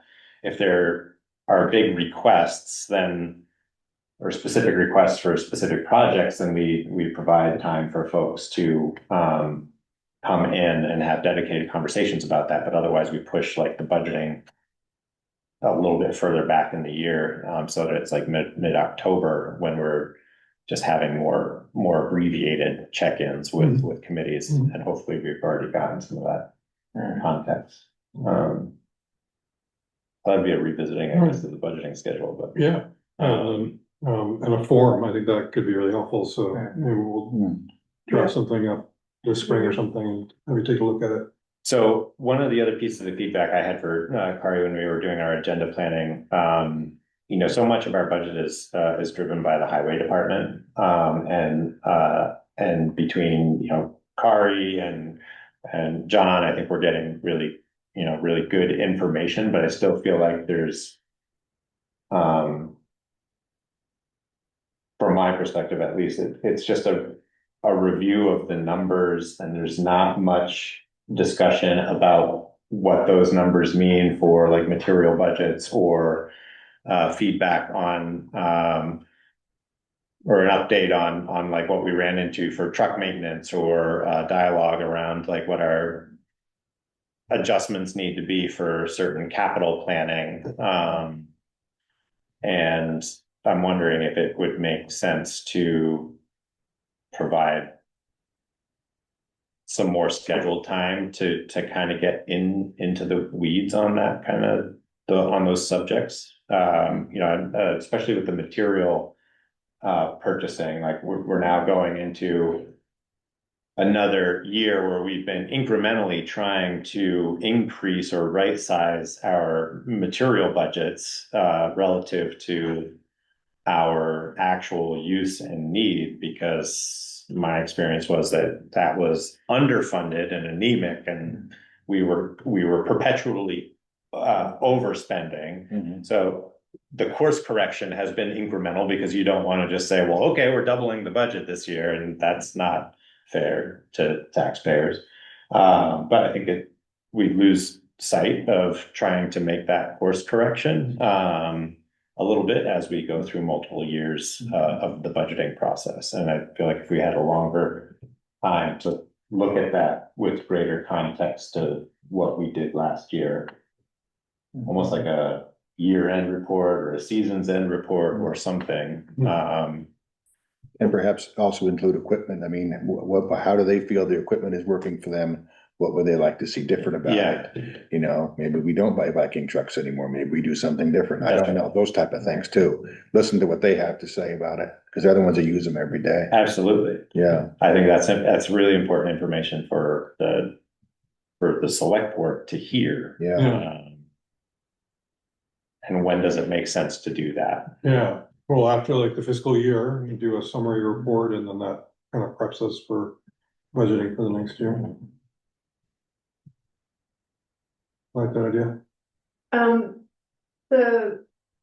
The other thing I was thinking about was, just being able to see how we're doing against budget, in the current year. Yeah, While we're doing the budgeting process, like if one of the columns can be spending to date for the Oh. current fiscal year. okay, Just so we can see if we're wildly out of whack. I don't know if it's useful, maybe it's not, yeah. maybe there's not enough there to say. It might Well- depend on the issue, because like you wouldn't have used N, you know, maybe a different for salt budget versus gravel. Right, budget. right. Depends on when it is. We have percent used on there now, don't we? Well, it's just in terms of like, are we For the budgeting current year. budget to budget, or are we budgeting? Well, the problem is we're like budgeting, we're looking at like a fiscal year budget 2 years ago, technically 2 years ago. Yeah. Um, And how it. and we're setting a budget a year in advance, so we're not, That's why I'm saying, like, Yeah. if we get to a 6 month part Mm. and we see where we're at. Anyway. I know it's what you just mean. And then forecasting to see how we're gonna end up the year. Right. Anyway, it's part of a normal process Yeah. that would, I mean, I'm used to budgeting near the end of your year, so you like Right, probably know what 3/4 of your. exactly. And in this case, we start budgeting at the beginning of the Yeah. fiscal year. yeah. Right, and so things might start to emerge. I guess I would Yeah. just say that's a place where, you know, it might be just at your discretion, but if there's items that are really accelerated in terms of spending or different than what we Yeah. budgeted, Yeah, we Be should good to take know note about. of that. And Yeah. maybe you already are in your own head, Kari, but I feel like I wasn't necessarily aware of that when I Yeah. wrote it. hey, maybe a dedicated meeting at the end of the fiscal year before we've started budgeting, so that we're doing like that, at least like if we're seeing. In this particular case, we're seeing in July. What our actual spend was relative to the FY 25, and we have already voted on what the budget's gonna be for the FY 26, and we're gonna get ready to start going into the FY 27. yeah, So having a dedicated meeting of saying like, of revisiting before we start the next fiscal process of Yeah, this is how we did, this is how we course corrected. And do we need to make an adjustment as we go into the maybe next cycle? that's what. Because he brings the annual financial report, usually the first or second meeting in July. And Yeah. has the list of everything, Yeah. budgeted and everything Yeah. spent, but but it's, it's actually not included in that In- budget format. Right. Yeah, Right, because hasn't been audited yet, and it's just, right, but we Yeah, could make it a connection tighter. yeah. And the other thing I was gonna just raise is that there's been I don't know what the precedent has been in the past, but just the question around transparency to the public. Yeah. About the process and what folks are, I'd love to understand what the select board members think of this and what. I don't know what past practice was, if if other towns are more transparent than we are. I don't feel like there's some critical issue, like, I just have heard it from a couple of different, in a couple of different places that the question raised of like, during the process, Yeah. can the select board provide us an update on what's happening? Well, so I wonder, like a couple meetings ago, we had a conversation about updating the website. You know, I think it gets tricky to like do a packet post, because there's so much potential for sensitive information, like in our shared drive, like, and I also think like administratively, just like sharing an entire packet would be difficult, and burdensome. And it's also just a bunch of stuff that's just out there. But because we've gotten structured around like what the schedule is, and what the process is, if we had if on what would be the select board page, we had a schedule of like, here are the things that we're going to, like what our annual schedule is, Process. and one that was actually called out for the budget, that had a recent edition of whatever the budget worksheet is, so that there's like a centralized location for people to engage, at least with like the budgeting process. Well, I think it's just that you end up with, so maybe it's halfway through the budgeting process or something like that. You're getting at an opportunity for people to actually see where we're at. Yeah. You know, and hear from us that, you know, we're at 6% and we're trying to get to 5%, or whatever it might be. I just, it's I would imagine very difficult to understand where we're at, even though, of course, we're warning these meetings and people can come to the meeting and everything else, but there's nothing for them to see until the end. That was, I felt when I used to come to meetings once in a while, you know, they'd be talking about, but there was nothing ever to look at or to understand what was being talked about. And I think it's concerning. I mean, anyway, sorry. I certainly don't think people should be going into our Mm-mm. any of our servers. No, It should be, yeah. But yeah. But even maintaining like a public duplicate of like some sort of packet, and I know the example of like the school board making their meeting packet available to the public when at the time they warned it. I think that's great for the school board that they do that, and I think that could be really difficult for I'm not us. suggesting. Yeah, no, I know you're not. Nobody is suggesting that, but I'm just asking about the budget process. But I do think that like the budget schedule and the budget worksheet it wouldn't be too difficult to put those on a very obvious place of the website, and then as we're either in the warning or communicating to the community saying, this is where it is, like, this is where you go to find it if you want to go to find it. And then it's on the website and accessible. And people have access to the most up-to-date version of the worksheet. Something. Because I think that would be pretty easy to do. Well, that is like posting an excerpt from the packet. Yeah. Yeah, I could see doing that. Yeah. I mean, the only downside of that is like, well, we're still making the sausage, right? Like, you don't really have, if you just look at it like, oh, that looks outrageous. So maybe that brings you to a meeting or something. I don't know. But I think the first layer is just to make it accessible, right? It's this information is available if you want it. If you want more information, you're gonna have to ask, but there is value in having it published. Yes, at some point, maybe. I don't know. Well, Sorry, Jamie. We could have some language, wherever it's posted, we could have some language that sort of explains our process, right? Yes. Cause people might not understand that our general process is to like put everything in, all the wish list items in the first draft. Right. And then gradually scale back. Right. So yeah, it might have that sort of sticker shock. Well, that's what I was gonna ask. I know the school board has been trying to post updates to Front Porch Forum and things change, and I wonder if a brief update from you all after every budget oriented meeting, just to say, here's the quick bullet points of kind of the big things we talked about and the changes that I have. I know it's work. And is that would be in the minutes anyway, right?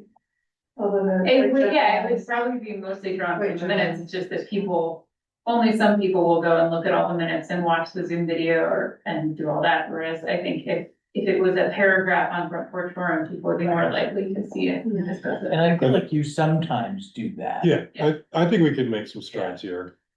Sure. Again, we don't have to go to Yeah. all the way to the deep end. I just think it's just a inclusion Mhm. effort, that I'm thinking about, yeah. Well, we've noted sometimes a little preemptive communication saves us some emails and phone calls, so it's Right. not always Yeah. gonna take more time to do this, sometimes it will save us time and effort in the long run. Very good. Well, thank you for that discussion. Town, Could I just ask one question? yes, sir. The delinquent tax report, is that final number, is that up or down from where we usually are? 91,000 right now. Well, it changes, and we're constantly collecting payments. Yeah, there's. But is that a high number for us, or is that about a reasonable number for this time of year? It's high. For this time of Okay. year, I don't have enough experience. Okay, But one thing I look at is the penalty, yep, and that's actually a little lower. I think it was more like 9,000 last year okay, in total penalties, so people were more timely, it appears this year, because it was only 6,378. Actually, less than that, because that 2025 is 5,500, so that's definitely down from us, which okay, is good news. all right. Yeah, I'm just trying to. Share where But we're going. this changes basically every 2 weeks. Uh-huh. Sandra does, she processes every couple weeks. What's Okay. what's the total due right now? 90,676. So the report from January 11th, 2025 is 94,000. Spot on. I think there's a lot of consistency, Okay, all right. including who's. Yep.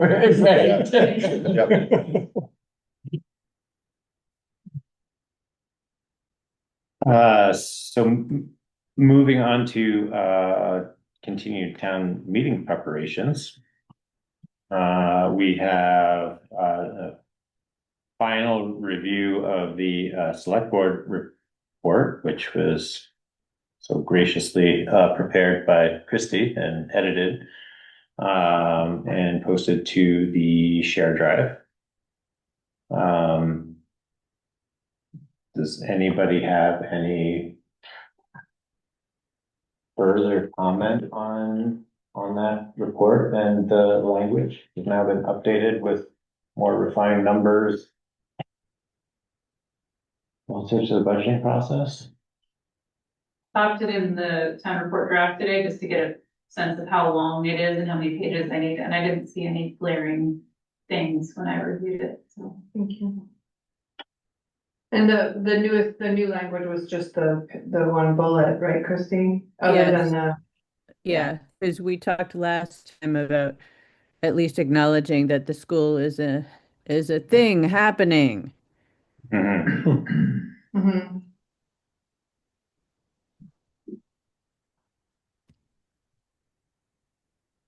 Yeah, I thought that was well done.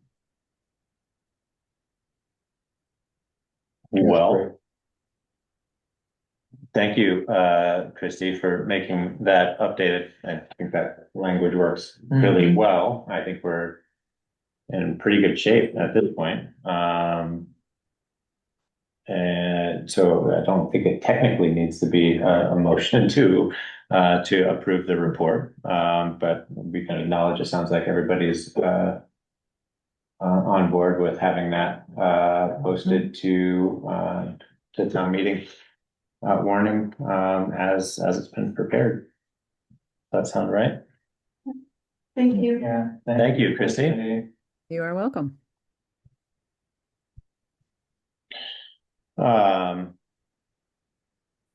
Also, the approval of the approval of the select board. I don't think it needs to be in action, but discussion of town meeting presentation and anticipated questions. So I guess we have 2 more meetings before town meeting, so we don't necessarily have to go too deep on this, but I know that in the past, we've had a plan for each of the articles on the warning, like someone who would either proactively speak to it or respond to questions.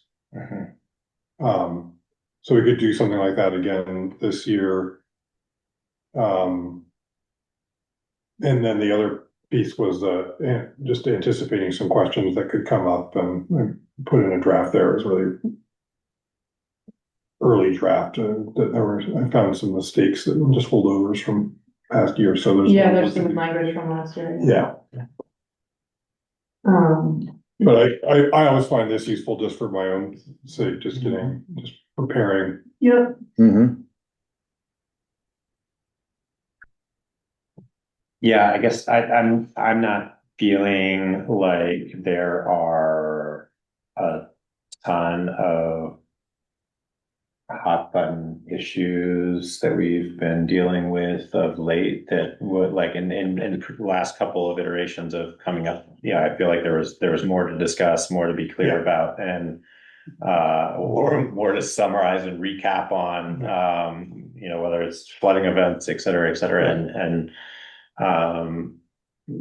I guess maybe this is feeling like a more normal year than most, and just being prepared to speak to,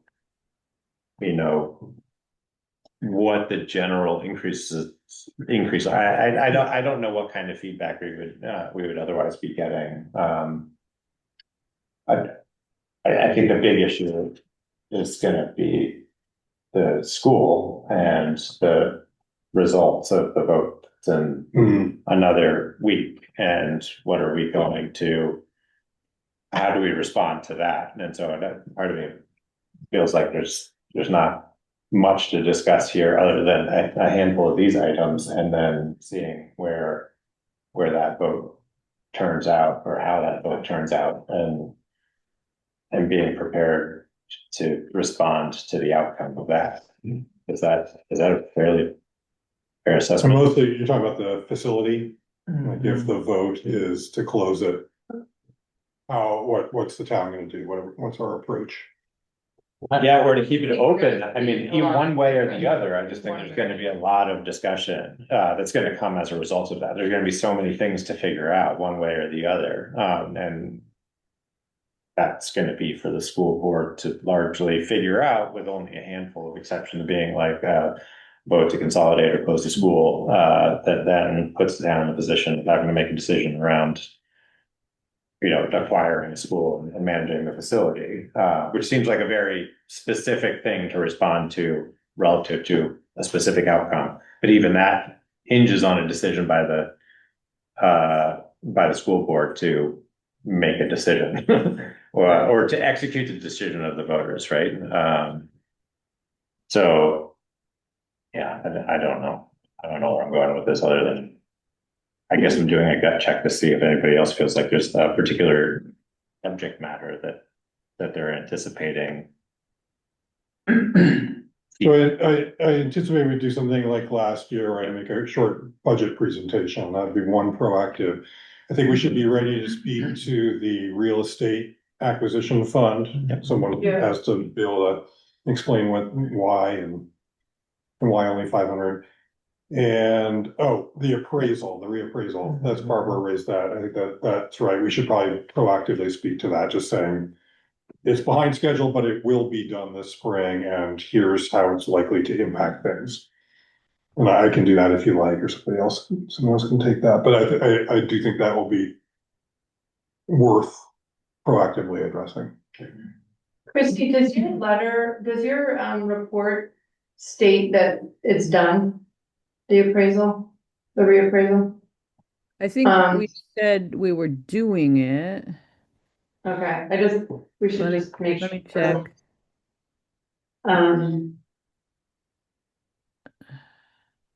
I should look myself instead of just having other people Sorry, check. it wasn't.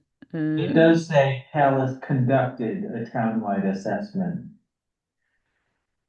So I guess that's complete true, work. right? They just haven't completed They haven't completed all the field work. Contracted with NEMREC. Is it true that it'll be implemented in 2026 tax year? The new Yes, values? yes, that's right. All right. Well, that's what we say. So what is it that's delayed then, Kari? I missed this Just memo. the field work and the posting of data is behind the schedule that we were initially provided. So it's not completed, I think. But it will be complete by the spring. Will it be complete by town meeting when people read the report?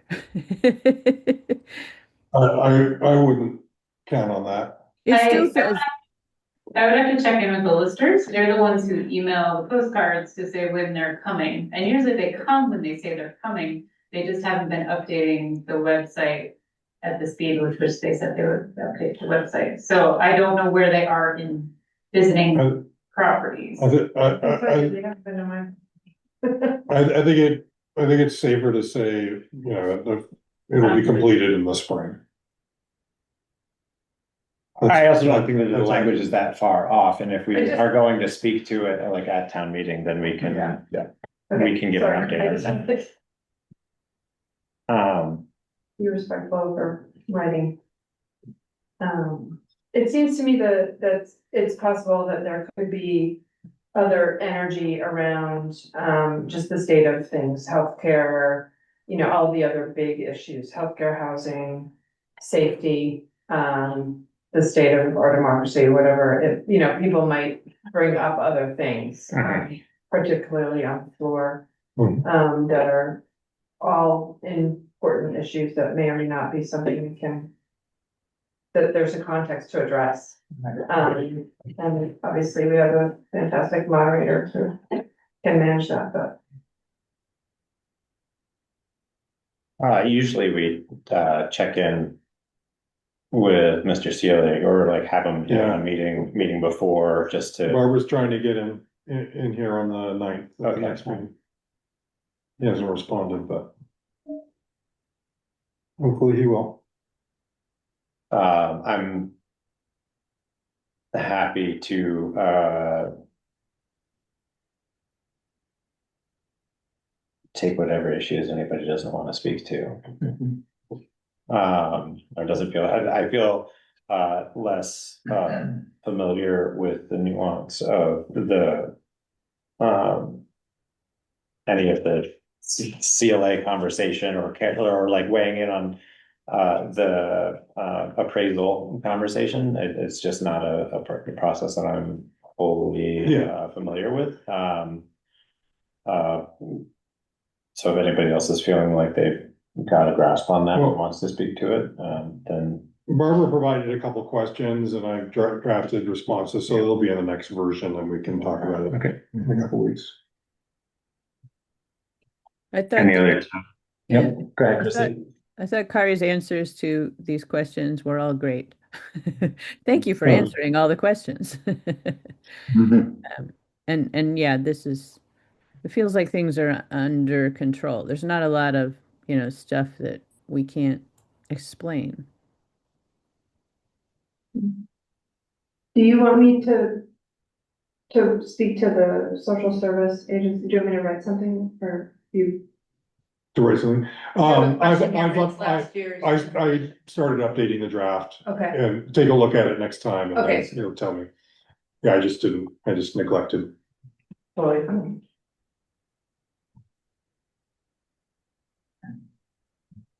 Okay.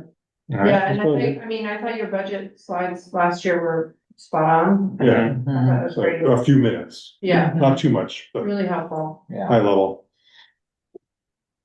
Okay. Well, we will practice that the second meeting in February. Yeah. Great. Well, thank you, Kari, for together. Yeah. Revisit again if anybody has other feedback that comes up later. Please get that in, and we'll revisit it in the next meeting. Any other town meeting preparations to discuss, Tegan? Nothing much to discuss. The town report is getting very close to done, and it's steep learning curve with InDesign, but as I've been telling people, I wish I had 2 more weeks to work on it. I'm really enjoying it, but I wish the deadline was a little. But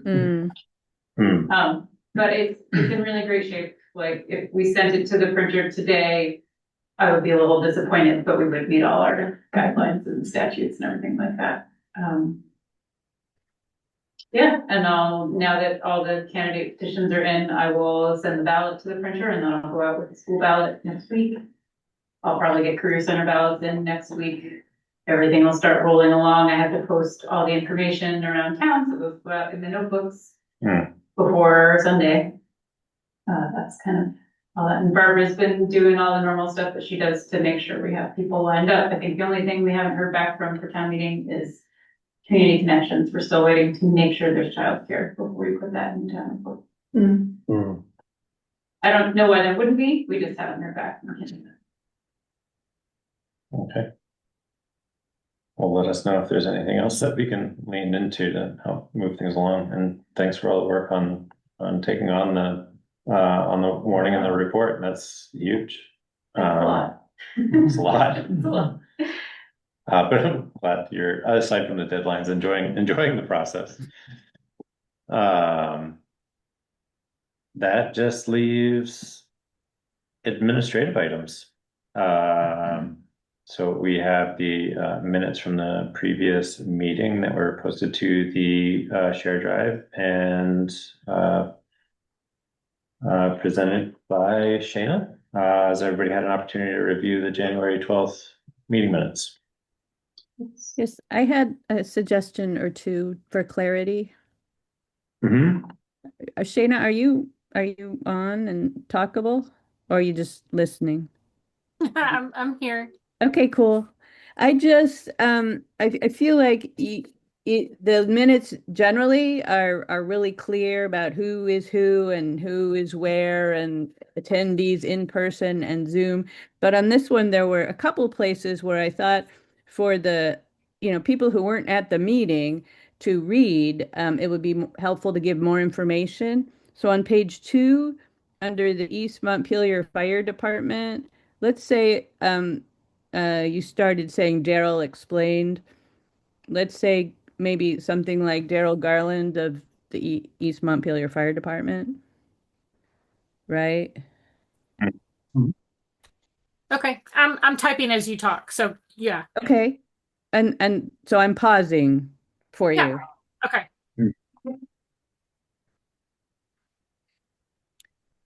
And then there was one other place on that page where we're talking about Adamant, and under the heading is town meeting warning.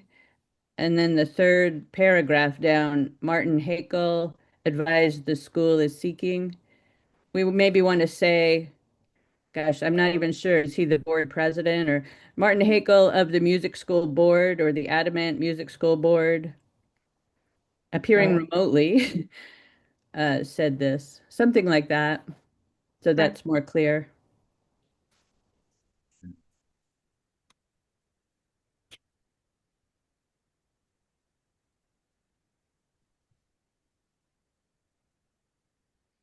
I'd agree with those.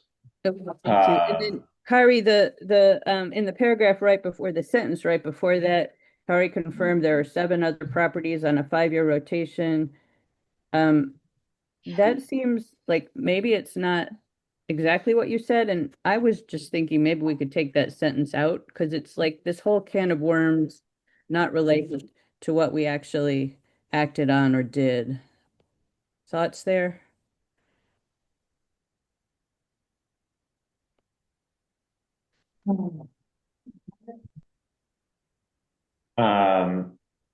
Because I just think this Adamant music thing may come back to us, and I would like our record to be clear.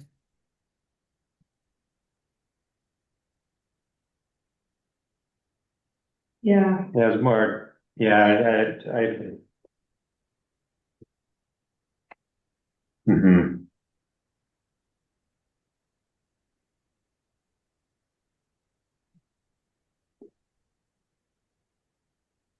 So, at least that it would say if approved, if Adamant's request were to be approved by voters, it would be for a year and then include them in our 5-year schedule. Is that part of what you're talking about, Christy? Or you're just wanting to get rid of the whole second sentence there. Yeah, I don't think we really were saying that we would necessarily do it that way, and we So didn't you're end feeling up- like it's, yeah, we didn't end up putting it on the warning, so it felt like extraneous information that might just trip us up later if this issue came back to us. Yeah. If you feel like it's an accurate reflection of what you said, it's okay. No, I think I hear what I hear what you're saying, Christy, and in my recollection of Kari's input at that particular moment was that that it was a matter of providing perspective of the other properties that have exemption status. Yeah, And I so don't know that it needs to It get, strikes me that the sentence is trying to do too much. yeah. yeah, What if we struck it after, before and just made it right. just like, sure, talked about that That's there good. are others. Mhm. Okay, great. all right. And Shane, then I the can take question, care of those. sorry. Go ahead, Kristen. Go ahead. The last thing was just for the select board, did we want to say in these minutes that we suggested to the Adamant Music School that they could seek to add the issue by petition? Because that was kind of our resolution of that request. Yes. Yes, That's correct, yes. Okay, we welcome them to take that route if they wanted to and connect with them with Tegan. They were more than 10 short when they brought me their petition. Yeah. It was short notice, yeah. it was And very. just in unfortunate timing in general.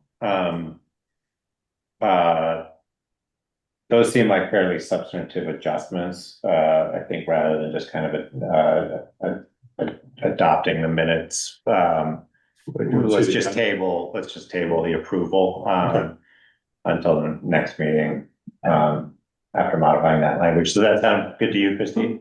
Yeah, that's fine. Thank you, Shayna. You ruined my Can I- perfect record, Christy. I'm so sorry. I just had one or two things. One was that, on page one, when, after public comment, Kari's describing the email from Cole, and it seemed like we should say Cole Bliss there because he wasn't in attendance. Is that appropriate? Mhm. Sure. And then I cannot find it, but I thought the woman from,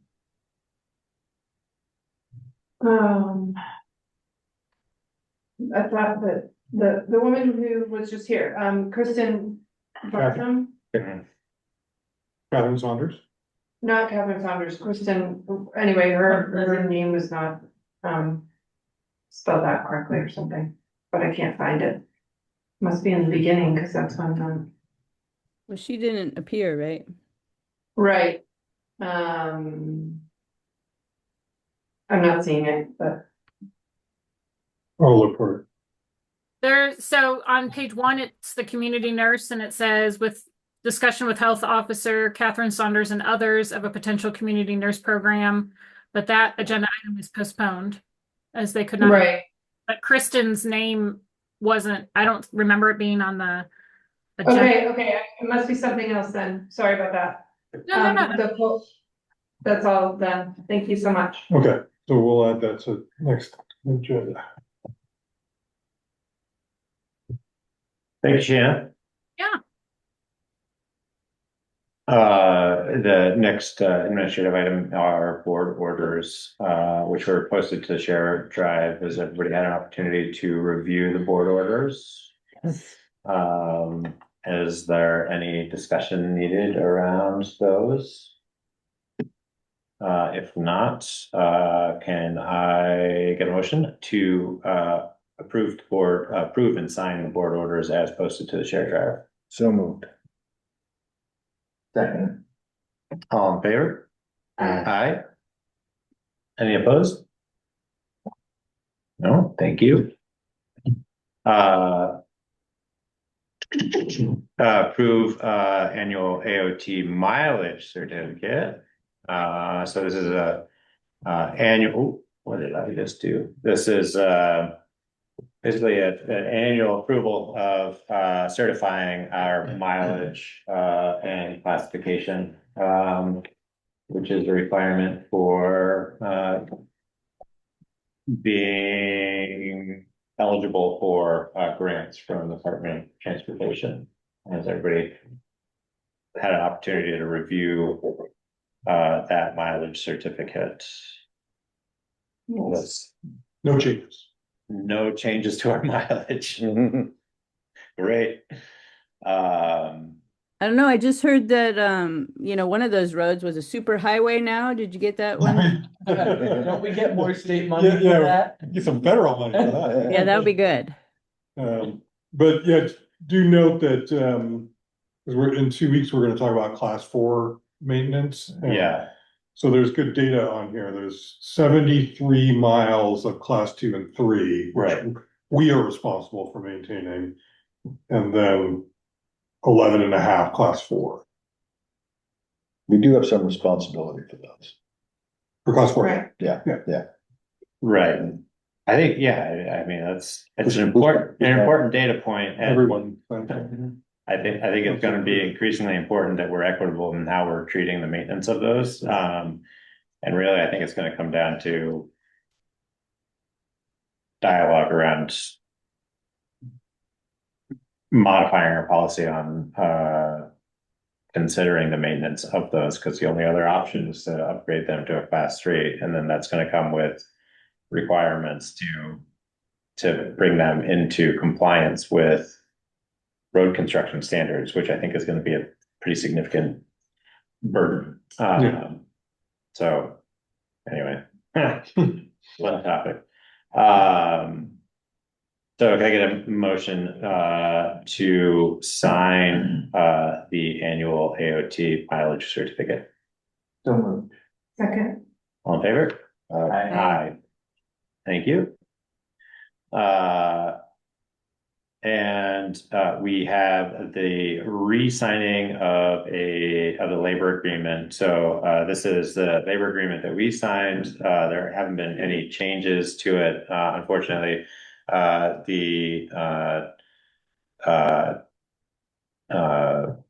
law firm, The union, the labor union signed one that was unsigned by us, so we just have to re-sign the one that they signed to keep everything up and up. So Christy, you'll have to find an opportunity to, well, you can't use auto pen anymore. So,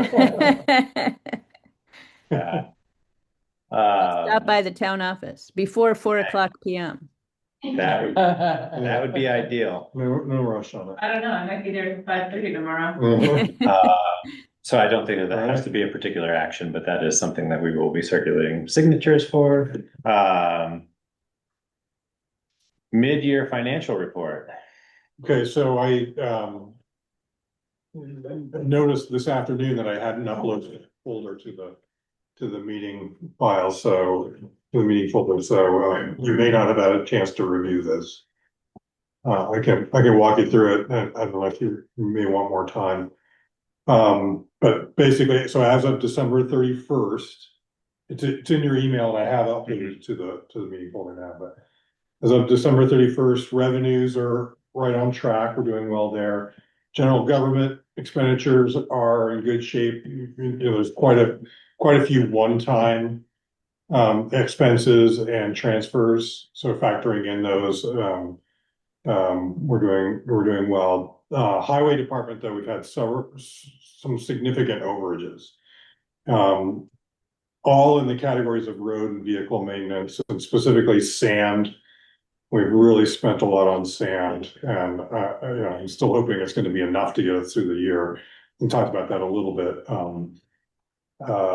Just the nature of last year's storms, and then how the first part of this year anyway started out. We've spent a lot on sand, and then two of the vehicles, the loader, which Bill, you asked about this last time, I believe.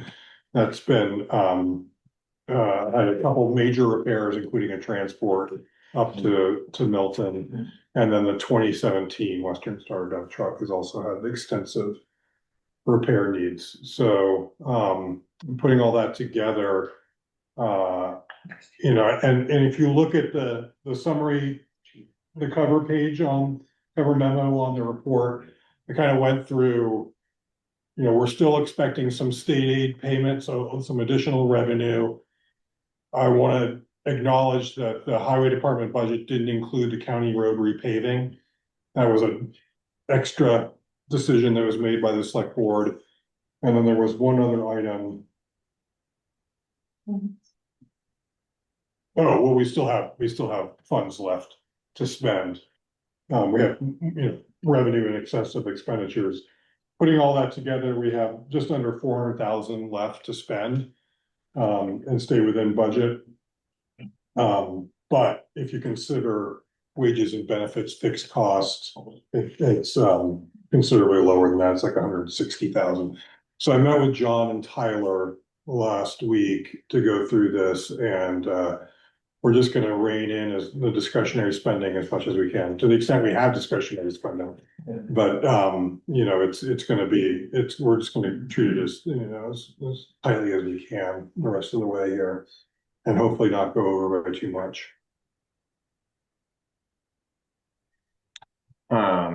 In considering the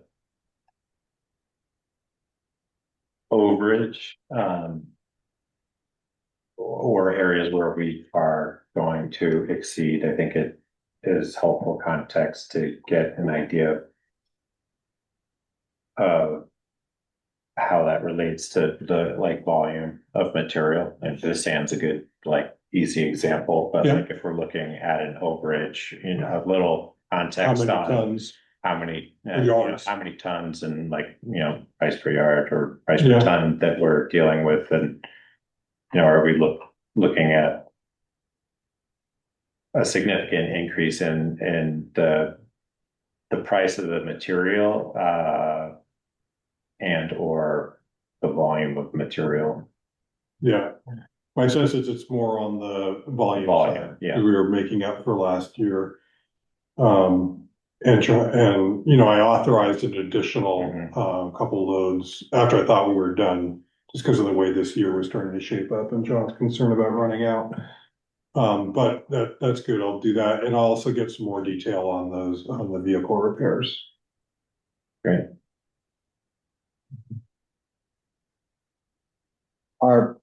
Are we picking up sand, or is it being delivered? And we're getting sand from next door at the quarry. McCullough is crushing it.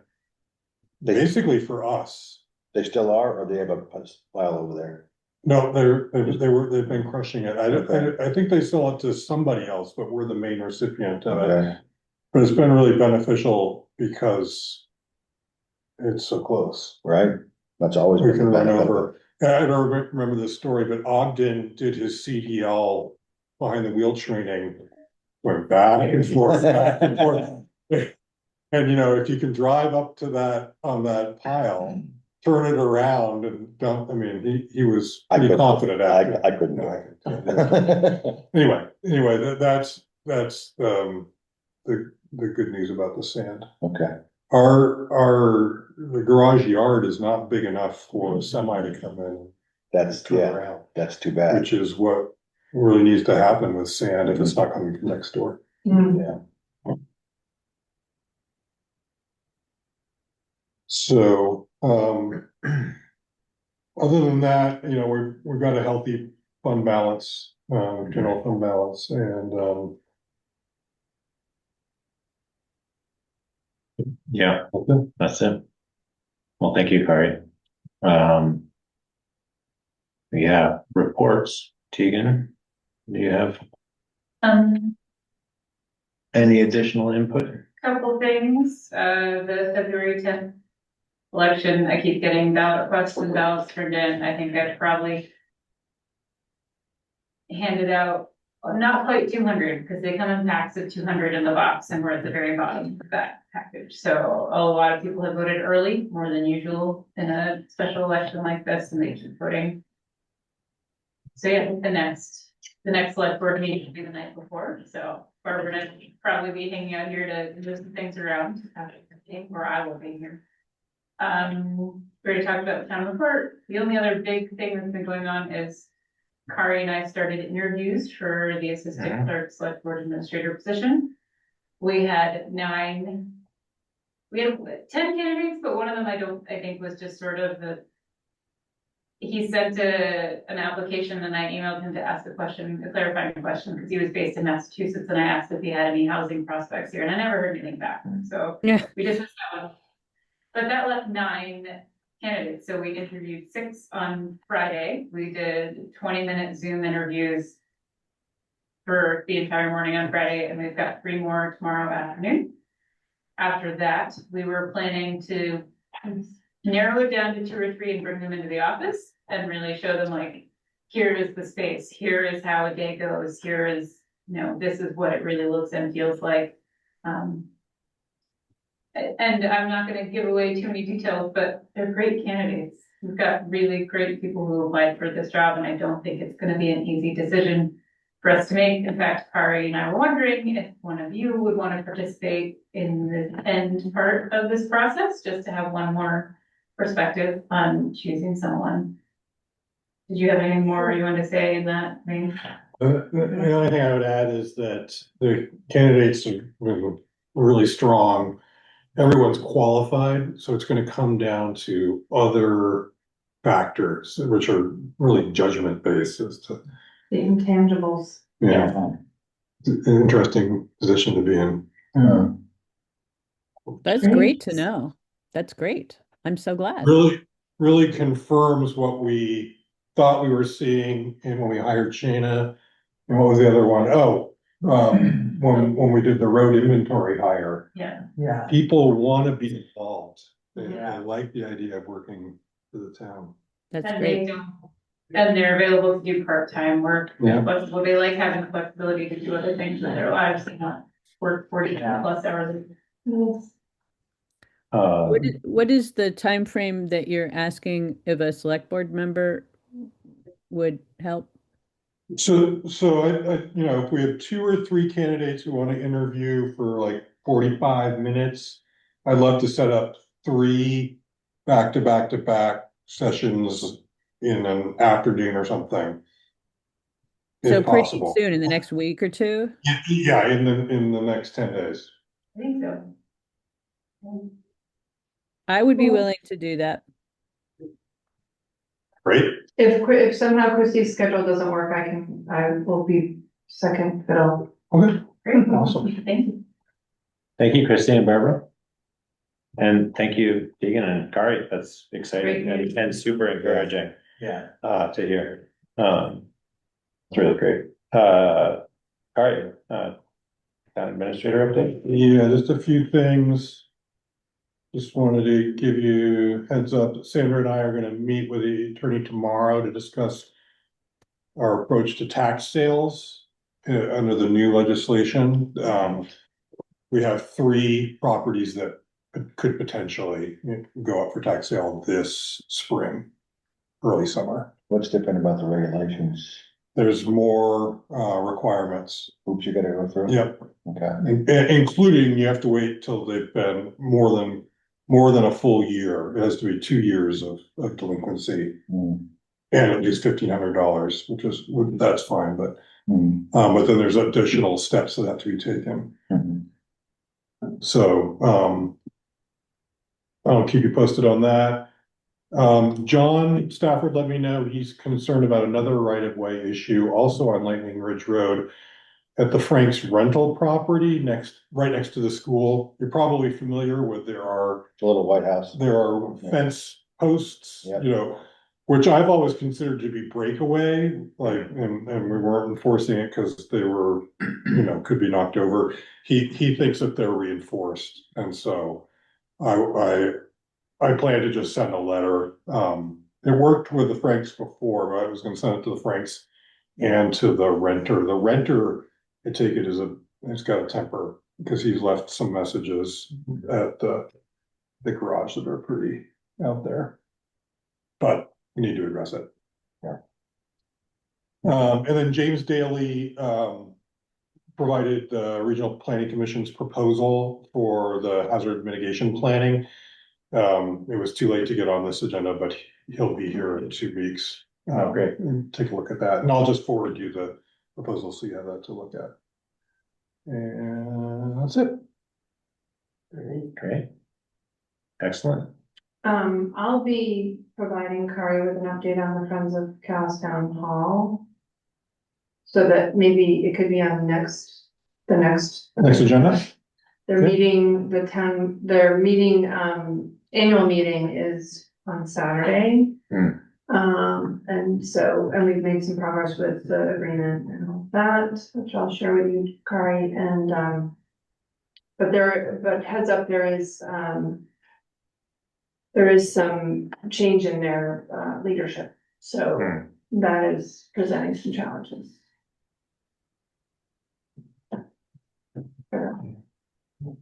Thank you very much. Any other updates on outstanding issues from anyone else? Well, with that, I think I'll call the meeting adjourned. And thank you, everybody, for your time. Thank you.